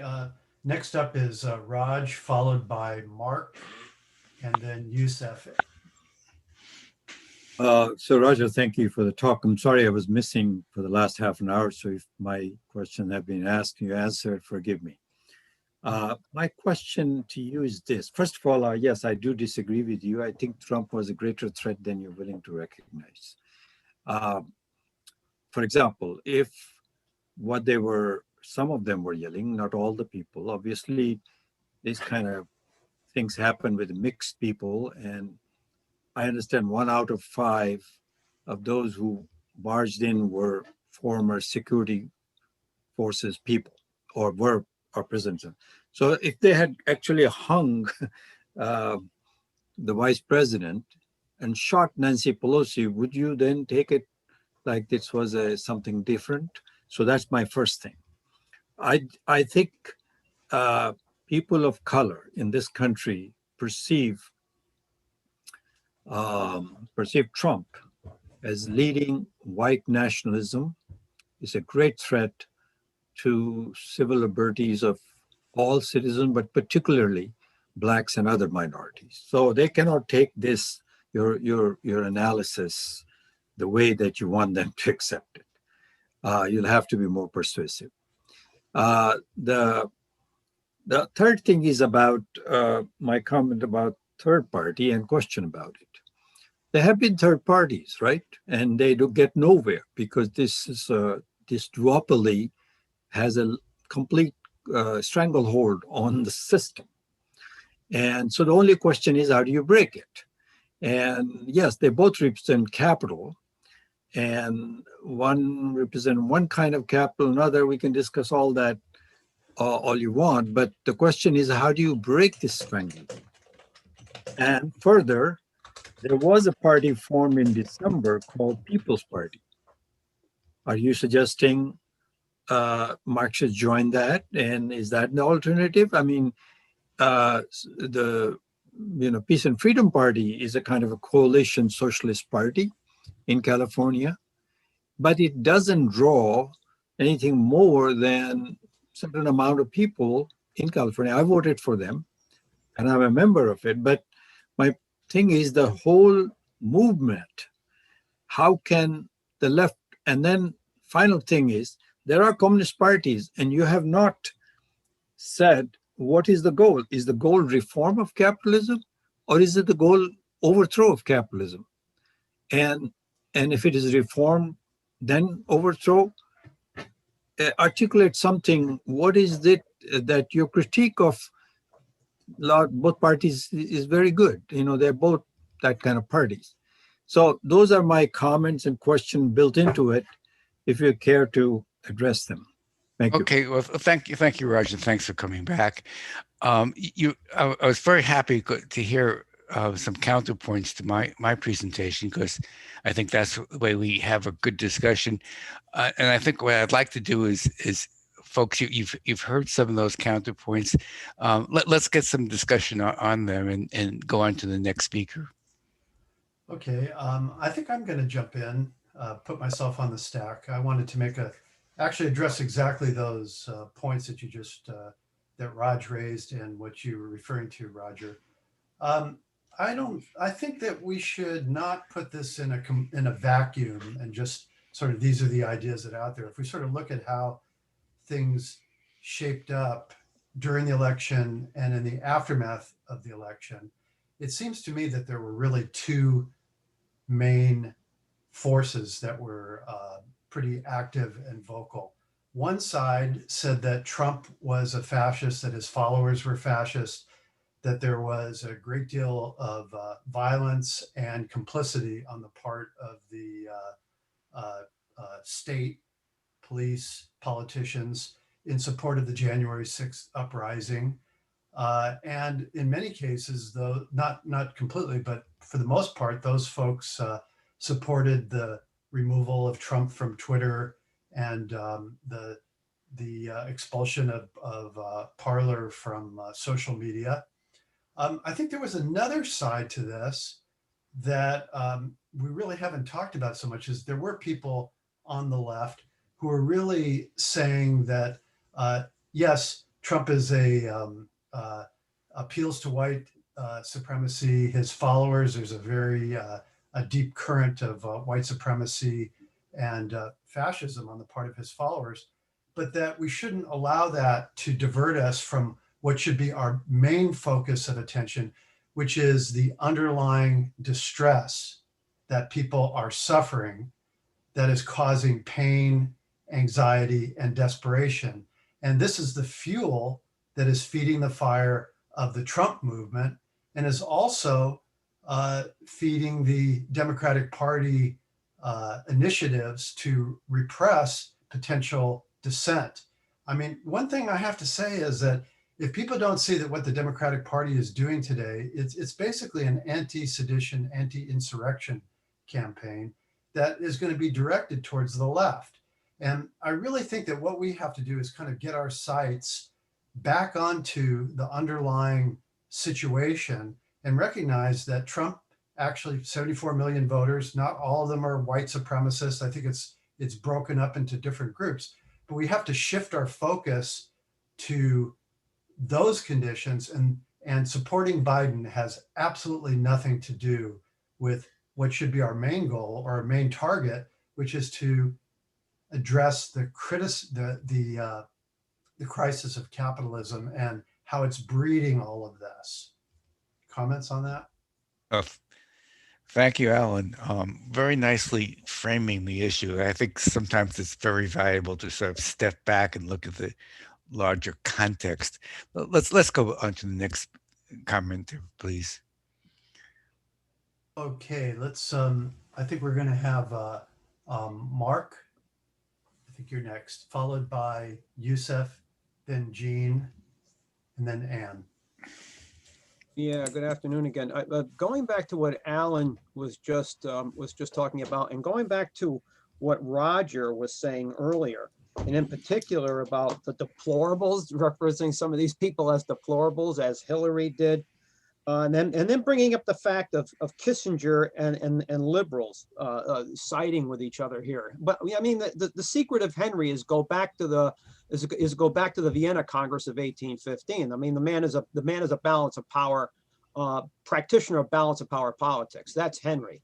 But the fact of the matter is, a lot of what's been discussed here, we can go back to what happened in August of 1971. This year marks the 50th anniversary of the Lewis Powell memo. Lewis Powell wrote this memo in the wake of the civil rights movement, in the wake of the anti-war movement, in the wake of many of the young and academics in colleges questioning America's state religion, which is capitalism. That's America's state religion. And so you see with this memo that, and he outlines this is in no uncertain terms, that business should have a greater role in the economy. Business should have a greater role in the media. Business should have a greater role in the political parties. Business should have a greater role in education. And he outlines this. And Ralph Nader bolsters what Roger was saying earlier and what Alan was alluding to. If you remember Ralph Nader, clean water, clean air. I mean, he was getting a lot of this done. He noticed that by 1980, the doors that were originally open to him, both sides of the aisle, with representatives and senators, was closing. And at the same time, money from the unions was becoming less effective.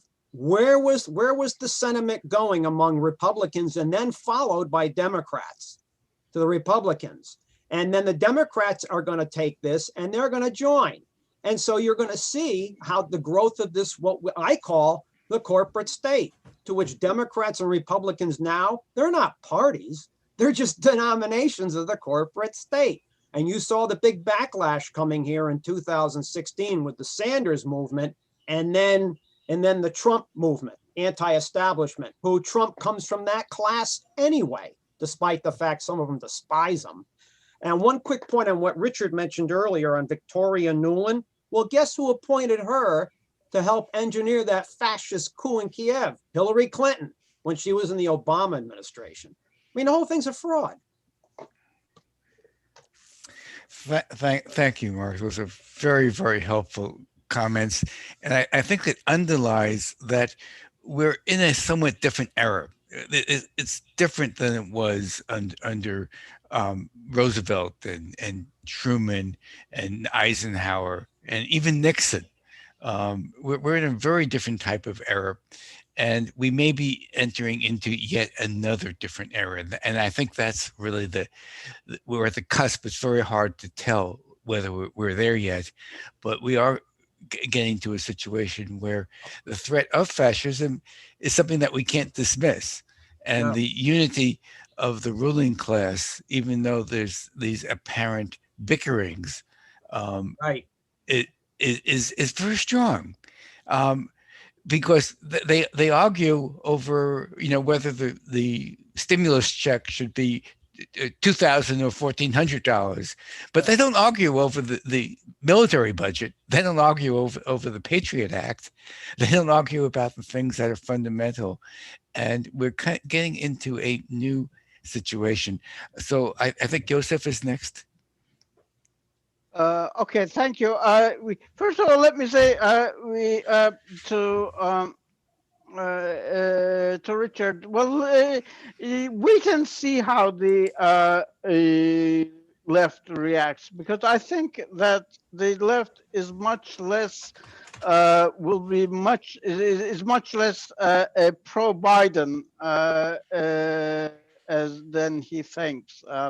I don't see the uncritical support and enthusiasm for Biden in my neck of the woods. Yeah, but I agree. Previously, yes, there was an uncritical support of just anybody who was a Democrat. So that I agree with. I also agree with very much that that this anti-insurgency legislation and things like that, that the left will be the eventual and real victims of it. That I agree. But please make a distinction between the base of the Democratic Party, which is mainly progressive working class, and also the distinction between Trump and the Trumpists. Trump is a neoliberal billionaire. I don't know, or maybe he's a failed billionaire. I don't know, but the Trumpists are different. Both are the base is both, yes, working class, but the Trumpists are maybe have led themselves in a very wrong direction in terms of their long-term advantage, and they should remember that it was the stormtroopers who were first eliminated by one of the first people eliminated by Hitler, and I'm sure Mark will elaborate more on that. Okay, I just want to call everybody's attention to the fact that there was a question raised by Raj for people to comment a little bit more on some of the left groups. So if you have anything to say on that, I really would like you to bring that forward since he did raise the question. Next up, let me just jump in for just 1 second, because as always, I appreciate Yosef's insights. I just want to mention one small part of what you said, and that has to do with the relationship of the parties, their base, and the mass movement. And so a number of people have been critical or disappointed with Sanders, with the squad and stuff like that. But what we should understand is that in the absence of a strong mass movement holding them accountable, it's very difficult for them to go into a progressive direction, because all the incentives are to go with the Democratic Party leadership. So part and parcel, it's good to criticize these people, but it's important to understand that the mass movement has a role in talking to the bases as well and organizing the base. And I'll go on to the next person, please. Okay, that would be Jean, you're next, followed by Anne. Okay, well, thank you. And this has been a good discussion, and we do need more of these, I think. But I want to get back to what Alan asked earlier about how should we get our heads around the fact that 74 million people voted for Trump. And I agree that's an issue, but most of them voted for Trump because they couldn't stand Biden. And we have 81 million people who voted for Biden, which I think is also another issue. And many of them voted for Biden because I don't know what percentage voted for Biden because they, couldn't stand Trump. So, we have a situation where the two of the most despicable people in the country are the two presidential candidates this year and in the previous year when it was Clinton. But there's also 90 million people who did not vote, of voting age, who did not vote in this election, either because they just didn't want to, or because they were prevented by legal or illegal means. So, so this means that there's just a minority of people who really just give a shit what goes on with either political party, and the minor parties also. So I think that's significant, and it's part of the reason that United States imperialism, we have one of the lowest approval ratings when polls are taken by Pew and other people. The approval rating of the United States is something like 38% or something. But you take a country like China, it's like 90%, which there's a high degree of legitimacy there. As I think you would find similar things in Vietnam or Cuba. So again, for me, the issue is between capitalism and socialism. Many people don't think so. And I continue to support the socialists, Bernie when he was running, and now the squad, they have severe deficiencies in not understanding the role of US imperialism and not dealing with that. But in terms of domestic policies, they're the only ones that are really pushing for a rational thing here. But at any rate, I'll stop there for now. Thank you, Gene. Alan? Next is Anne. Okay, so I want to say that I'm not sure we're going to get very far by criticizing either Trump or Biden, which has been our focus. I do think what we have to do is, and I mean, I think that it's possible that for a while there, the primary contradiction was between Trump and this kind of, right-wing populist stuff, and Biden, the old neoliberal imperialist. Maybe that was for a while the primary contradiction. I don't think it is fundamentally.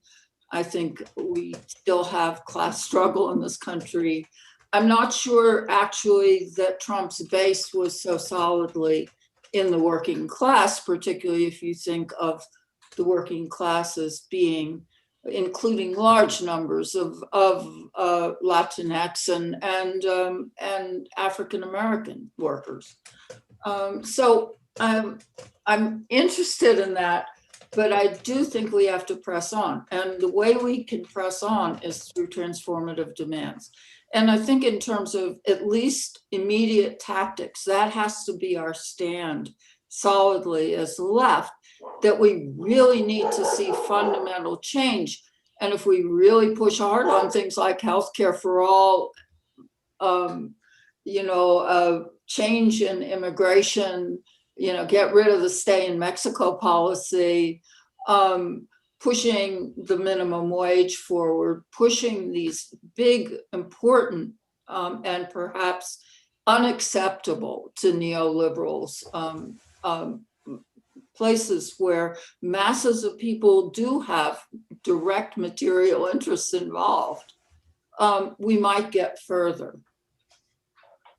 Thank you for those comments. Just a few incidental responses. It's interesting to note that the exit polls show that Trump got, I don't know if I got these numbers exactly right, but something like 38% of the Latino men voted for Trump. And something like, I think it was like 17% of African-American men voted for Trump.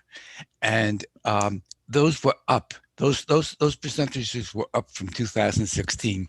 That's something we need to get a handle on, why that was, because if indeed the way we see Trump as a white supremacist and racist, and a threat to those constituencies, what did they see? Because they're seeing something different. The other thing I think that's been very much lacking when we look at that kind of micro analysis of who voted for Trump is the role of religion, particularly of evangelicals. That is another developing constituency in the United States. At one time, evangelicals were almost all white. It was almost, by definition, the evangelical was the white. Now the evangelical movement is predominantly people of color, and it is also a largely right-wing movement. So those are just a few very quick comments. Alan? Yeah, we're going to have Norma, you're next, and then following Norma, I think we'll ask Roger to wrap up. We're at the end of our time. So Norma, please, and then Roger, if you would wrap up, give us your sum up. Norma, if you would unmute. Somebody asked about the goals or something of third parties. So I wrote a note. The goal of Peace and Freedom Party is to get people to hate and fear capitalism and to want to work to overthrow it and replace it with the obvious structure that feels good to think about. The structure that would feel good to think about and participate in, one by which we can all provide pleasure for and by us all. Pleasure securely unto our children's children in gentle care of earth. Now, I put it in the chat, so if you love it, you can read it. But the idea of identifying our ideas, not only the leftist ideas, but these are the ideas of people on the right, that people would like to be able, first of all, I would like people to feel alienated about charity, that charity is, for example, Cuba doesn't have charity. The Soviet Union didn't have charity. What you do is take care of everybody. It's a whole other way of trying to figure out how to create a reasonable society, and taking the pennies out of people's pockets that don't have a lot of money in the first place is not a lovely way to have to get along. I know that charity is owned by our owners, by the big money people who provide charity to their big so-called good establishments. Anyway, that's the goal of Peace and Freedom Party, is to get people to hate capitalism, hate it, and want it not to exist anymore. That's a very complicated goal. We have one more person who came out, I don't think has spoken, 9307. If you want to go ahead and make a comment, I'm not sure. Go ahead. This is David by phone. Oh, David okay, by phone, ahead, if you're hearing me okay. Yeah. Yes, thank you. And this is not to justify Trump in the least. I do hear people, I sometimes think that the rationale or the motivation for voting for Trump is simplified and reduced. And I've spoken with people who say they vote for Trump for a variety of reasons. For example, on trade policy, they think that the country's swinging too far to the left. They would cite the activities of the summer as part of that. They're concerned about Biden's cognitive abilities and maybe slipping. And if he were to, I've talked to a lot of people that think that Biden won't last 4 years, in which case Kamala Harris would become president, and she's been in the country one generation. And I've spoken to a lot of people with college degrees and otherwise educated and bright, and it's not one thing or another, but it's maybe a half dozen reasons why they voted Trump or would lean in that direction. Can anyone kind of speak to that perspective, as it were, so I can kind of help wrap my brain around that? Thank you.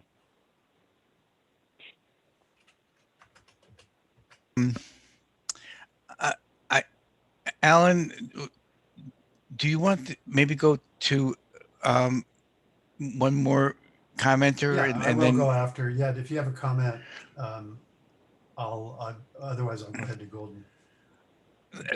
Good questions, David.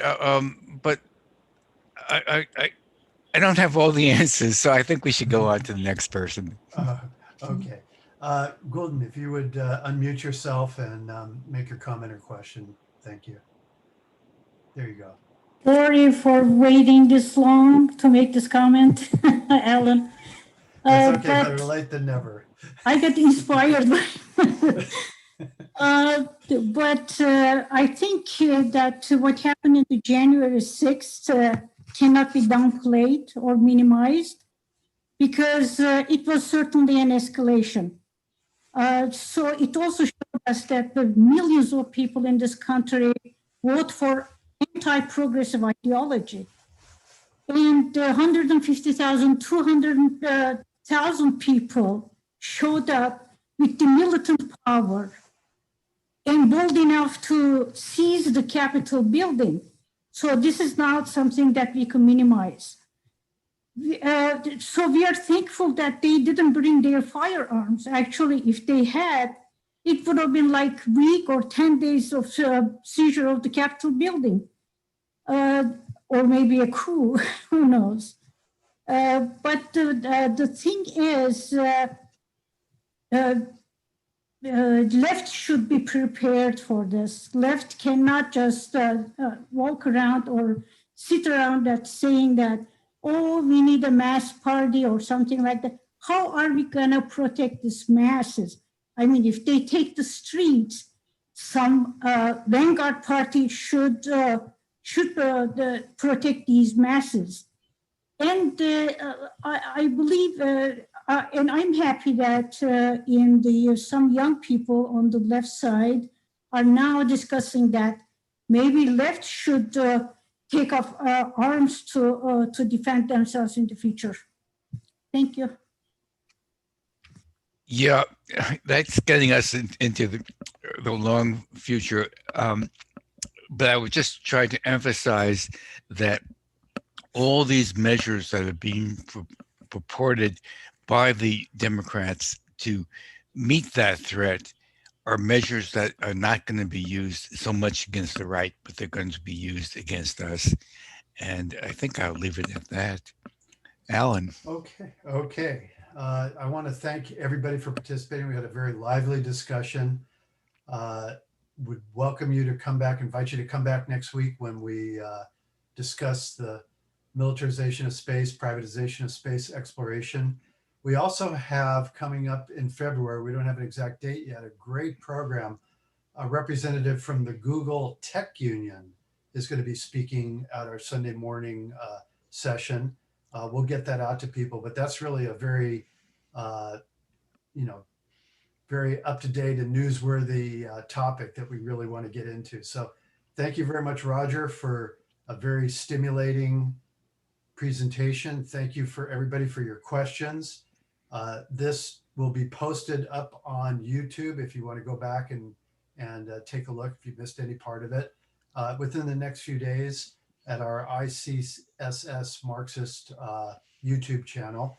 And with that, I think what we're going to do is we're going to just open up for people if they just want to stick around and talk openly among each other. That would be fine. I think we're going to, that's it. Mehmet, are you, and you're in charge of the recording, right? Yes, and we are still recording. Okay. All right. And you're still going to be moderating, calling on people, or are people just going to join the conversation? You can interrupt people. You can do whatever you want.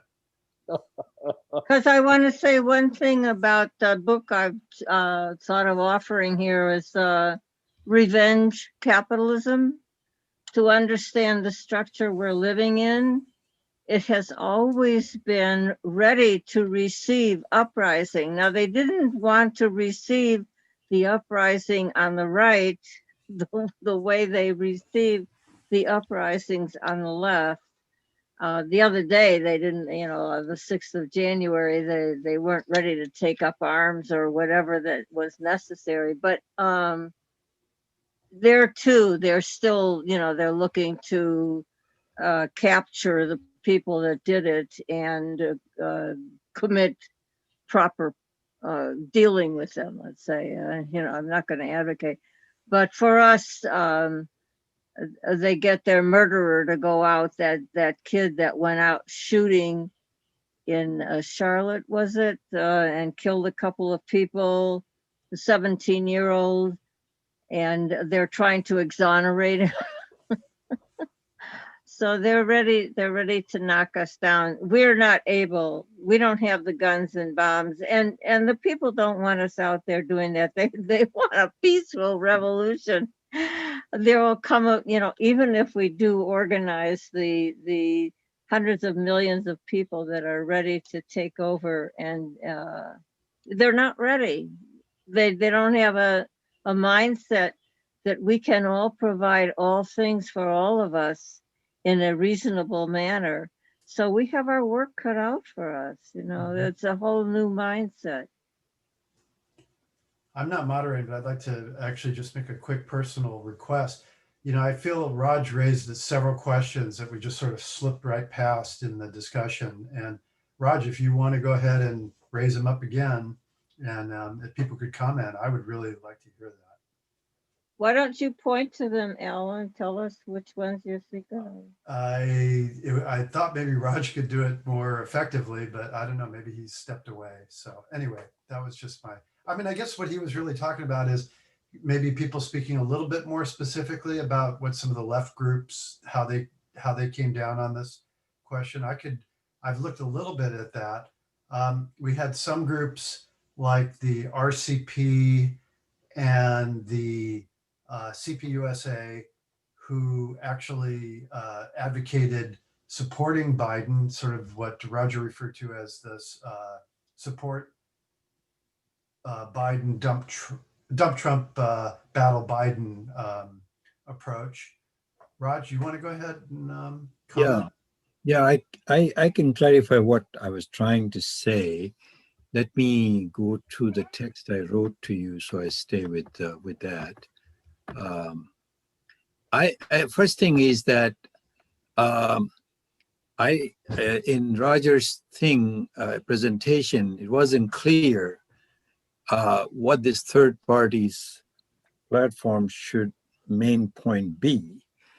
Is it reform or overthrow of the present system? Because I think he also agrees that really we are in a new era, which I think I share with him, which is the end of the road for capitalism in the Western hemisphere. And we can go into theoretical question, but I think everybody's feeling. People are not able to have, at least half the people are not able to live. So what is the goal of this third party? Because there are third parties and they're not growing, and the people ultimately end up in these. You can blame the left, but the left is a small part. So the question is, what is the left strategy to bring people into the left to support the left, right? The communist parties exist. What is that strategy? The communists, even the worst of the communist party, are better than anything else that we get. So my question is really a question, tactical question. Not, I don't disagree that these two parties are not serving. They're serving imperialism one way or another. So the question is, what is this third party's main platform that will attract the dissatisfied people? Dissatisfied people have gone to essentially a third party created by Trump. That's what has happened. So why did left fail? And why does right wing succeed? I mean, Trump, I consider everybody will agree he belongs to the right wing. If not a fascist wing, but it's a right wing. It's dangerous wing, in my opinion, because he facilitated the rise of I mean, he gave strength to white supremacist and fascist elements within it. So I think Roger's talk, I thought, was kind of minimizing that. Maybe he didn't intend to. But making the main focus on the bad guys being Democrats or equally bad, the problem is, how do you deal with the emerging threat of fascism, which I see with the right wing? I guess. Can you jump in at some point? Maybe Roger, actually, I just want to clarify something. I'm not moderating. You don't need to raise your hand. Okay, well, I would like to jump in. Yeah. Okay, yeah, because as I said, I voted for Gloria La Riva, who is the Party of Socialism and Liberation. And I'm not a member of PSL, but I do support them with a contribution on a monthly basis.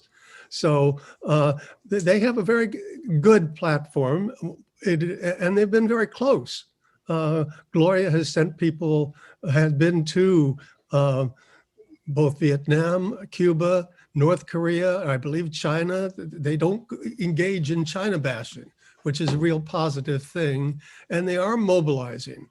I went to one of their programs actually Friday night, which was well run, very good program, had young speakers there organizing it, and their platform is again, very similar to the Peace and Freedom Party platform, but they are activists, they're doing stuff.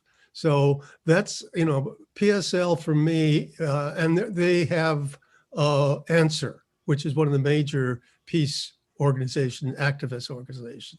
The other one I think we need to keep our eyes on is DSA, Democratic Socialists of America, who I'm kind of jaundiced about, but I have to say they're doing some good things, and I think somebody here has mentioned them. So I think we need to keep our eyes on those, but I just want, if we're talking about specific parties, I want to mention those two. And that's all for now. There's a critical observation, and having spent a fair amount of time on both the East Coast and the West Coast, and down here the Third Coast,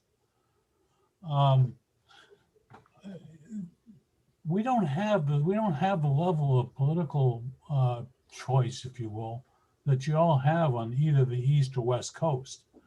We're down here. I mean, you all keep talking about the Peace and Freedom Party or the Working Party, Working Families Party on the East Coast.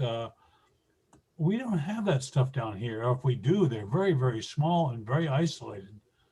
We're barely able to come up with a DSA.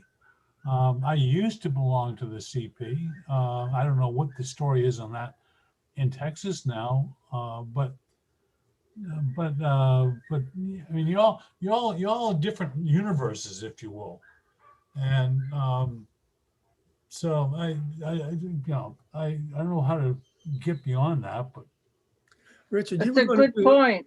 You were going to do a session on the South Coast or whatever it is, the Texas mobilization. Yeah, I think it'd be great if you'd write something up and propose it as a regular program. I do what now? If you'd write up your comments, you were going to have a speaker from Texas in terms of what's going on there politically, and that would be very useful, I think. So I would encourage you to make an actual proposal. Well, maybe I can talk to some of my friends and see if we can't put something together. That would be great. That would be very good for the rest of us. Yeah. And maybe help in Texas. Go ahead, Yusuf. Yeah, let me make, I made this point before. The CPUSA did not endorse, quote unquote, endorse or support Biden, nor for that matter, Bernie Sanders. CPUSA does not, quote unquote, endorse or support candidates other than its own. However, CPUSA, I think correctly, certainly correctly this time, found Trump an imminent danger, and so in its action was to dump Trump, get rid of Trump, and okay, and the realities of the American electoral system made its manifest as a call for a mass vote for the Democrats.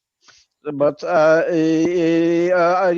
think that's an important distinction. Now, people may refer to some of the actions and policies of people in the name of the CPUSA. Things are changing now. So we reserve judgment for the future. You know, just one thing that nobody seems to have touched upon is that the thing that made all of this possible, whether it was the protests over George Floyd and the widespread nature of it, or for that matter, the Capitol riot, was the pandemic. All these people locked in, a lot of them with no jobs and nothing else to do. I mean, and they're completely confused as to what's going to happen. I mean, I'm certainly confused. I lost my job because of this thing. Okay, I had to retire because of this thing. Keith, I surely agree with you that the pandemic was kind of like the precipitating catalyst of the whole precipitating event, but I think it just precipitated what was happening already. Yes, it did. It accelerated it. The other thing is that I think people have to look at what is it about the right that attracts people and what is it about the left that repulses people, because there is a problem there. I'll tell you. You know, you have to talk about the church when you're talking about the right. The thing that people want to do is to get together. My whole life has been spent looking for mishpacha. That's why I went to all the left groups. Fair point. And it needs to be emphasized that being friends with people, and church definitely allows that and is the most notable organization that offers the friendliness and support. And there are stories coming out where people are saying, yes, I knew this fellow who was in the Ku Klux Klan, and I talked to him for a while, and after some time, he changed his mind. Well, listen, I want to make a comment about this right-left thing that we oversimplify, and it's a function of underplaying the question of class analysis. In 2016, I voted for Trump because I thought it was the most strategically valid move based on my own class analysis, and I believed it was right, correct thing to do. Certainly, I didn't support Biden this time, but I thought I still think it would have been better for Trump in terms of the development of the capitalist system or the de-development of the capitalist system in the United States to be re-elected. But the problem is we reduce things to things like various oversimplified categories. We say, and people have referred to it, you know, and we don't know the real numbers in the election. One of the interesting things is that Trump's protest of the election has brought home is that we really can't trust any of the numbers. But whatever it is, we assume that the X millions of people who vote for Trump were right. The X millions who vote for Biden-Harris were left. Well, what does that mean exactly? It has some meaning, but it's taken too far. We don't look at the class alignments. And actually, as you say, there was a struggle within the ruling class. The dominant section of the ruling class and a sort of small against a small petty bourgeois section of the ruling class, which was represented by Trump. In that case, I supported the petty bourgeois because they were opposed to the monopoly of capital section of the ruling class. But it's a very complicated thing. But there was never an analysis of that. It's all the right, the left, the anti-Semites, the racists, the good people versus the bad people, and so forth. It was meaningless, and focus it a little. It's still going on. Let me focus it a little. By the left, I don't mean Joe Biden and most of the Democratic Party. I mean people like us. What is it about what we say that most working class people don't like? I don't. A lot of stuff. What are we saying exactly? Well, at least they don't like. I've seen on certain portions of the left, a lot of the identity politics stuff. Exactly. And it sends them running to Trump. Right. Well, a lot of that stuff was provocative, were provocations, and like things like abolish the police, or that's a provocation. It's not a program. Or open borders. That's a provocation, not a real program. So there's a lot of stuff that's going on. That A lot of people on our end of the political spectrum take that garbage seriously. so well, and we say it's on our end, but we don't know where all that stuff comes from. So can I remind you that in his initial run, Bernie Sanders was really a very strong candidate, and he got undercut very much by Hillary Clinton and the whole DNC desire for a quote establishment, i.e. a neoliberal candidate. And I mean, that came out, and that was really about what, when Trump was talking about releasing the emails, that's really what it was about, was a lot of that had to do with the DNC's undercutting of the Sanders campaign. So in that sense, they did. It was correct. But a lot of people that voted for Trump very well could have voted for Bernie Sanders. Some did, yes. And some did, yeah, yes. Or vice versa. I was one of those. I almost voted for Trump. I did vote for Sanders. I almost voted for Trump and then decided no, third party as usual. So, and a lot of reason I thought about voting for Trump very briefly was over foreign policy. I liked his better than what I was hearing from Hillary Clinton. Sure. Invade everywhere. Well, but Joe Biden. With Joe Biden now. You saw he died, Yeah. Or the whole Victoria Nuland thing, about, let's, and I'm sympathetic to that. So what I have been doing, of course, is bringing in the idea of people being able to envision the other society we want. I say that that people are limited from being able to do, you've heard the expression, it's easier to imagine the end of the world than the end of capitalism. So if we can let people know that working for healthcare for all is a good idea, working for free transportation where you live, free, safe, etc., transportation where you live, that's a good thing to be doing. People start being able to see the end of capitalism by working to create the structures within society that are liberating, that are freeing, and provide homes. Provide homes.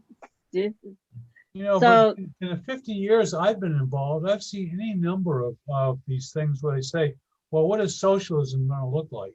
Or what is communism going to look like? Or what is it going to take to get us into socialism or communism? I mean, those things come out like on a yearly or bi-yearly basis. So I'm not so sure that that's really the answer. What I'm saying is that we need to let people work for changing the structure we're living in, because we are not going to take it over by guns and bombs. We might come to an armed conflict at some point in the struggle, because we become so threatening to the owning class that there's no choice but to defend ourselves. And I'm all for defense, I believe in the gun. So for us. Jane would like to jump in here on this, since we're at the Marxist Library. Would like to remind you what Marx said about all this is the revolution does not give you communism. It gives you the dictatorship of the proletariat. And only after this has done its work, then you can start talking about communism. But I think we need to pay attention to what Marx had to say on these issues. And we have had some sessions on dictatorship of the proletariat in the past, and maybe some more in the future as well.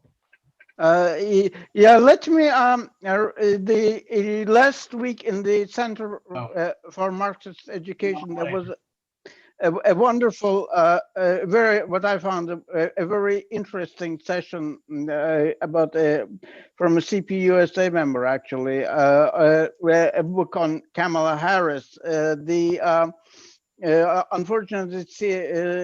CME is not very tech savvy and does not seem to have uploaded the video, but I did make a link for it, and I gave it to the people here I happen to know. That was Caleb, right? Caleb Balpin? Yeah. That was very interesting. Thank you. And I have invited him here, but he hasn't responded. So yeah, no, he was is he a member of the Communist Party? Yeah. Close, but I wasn't sure. And sometimes, but anyway, that was great. Thank you. I've tried to pay attention to a lot of things I'd like to know about this. Well, I don't know him too well. We just watched the video last week. So he's an interesting guy. Interesting guy.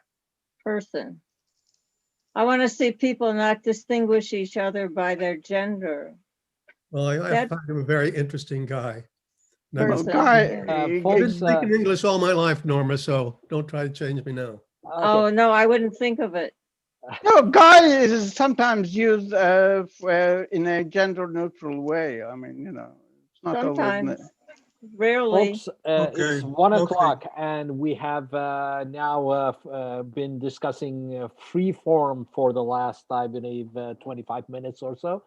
So what I'd like to do is end the discussion and thank Roger for his great presentation, and hope to see you next week then, and for a very, very interesting program as well. Thank you all for joining and participating in the discussions. Hope to see you next week. Thank you very much. Thank you. Mehmet and Alan and Raj. Very good program. Thank you. Everybody participated great. Thank you. Bye. Bye-bye now.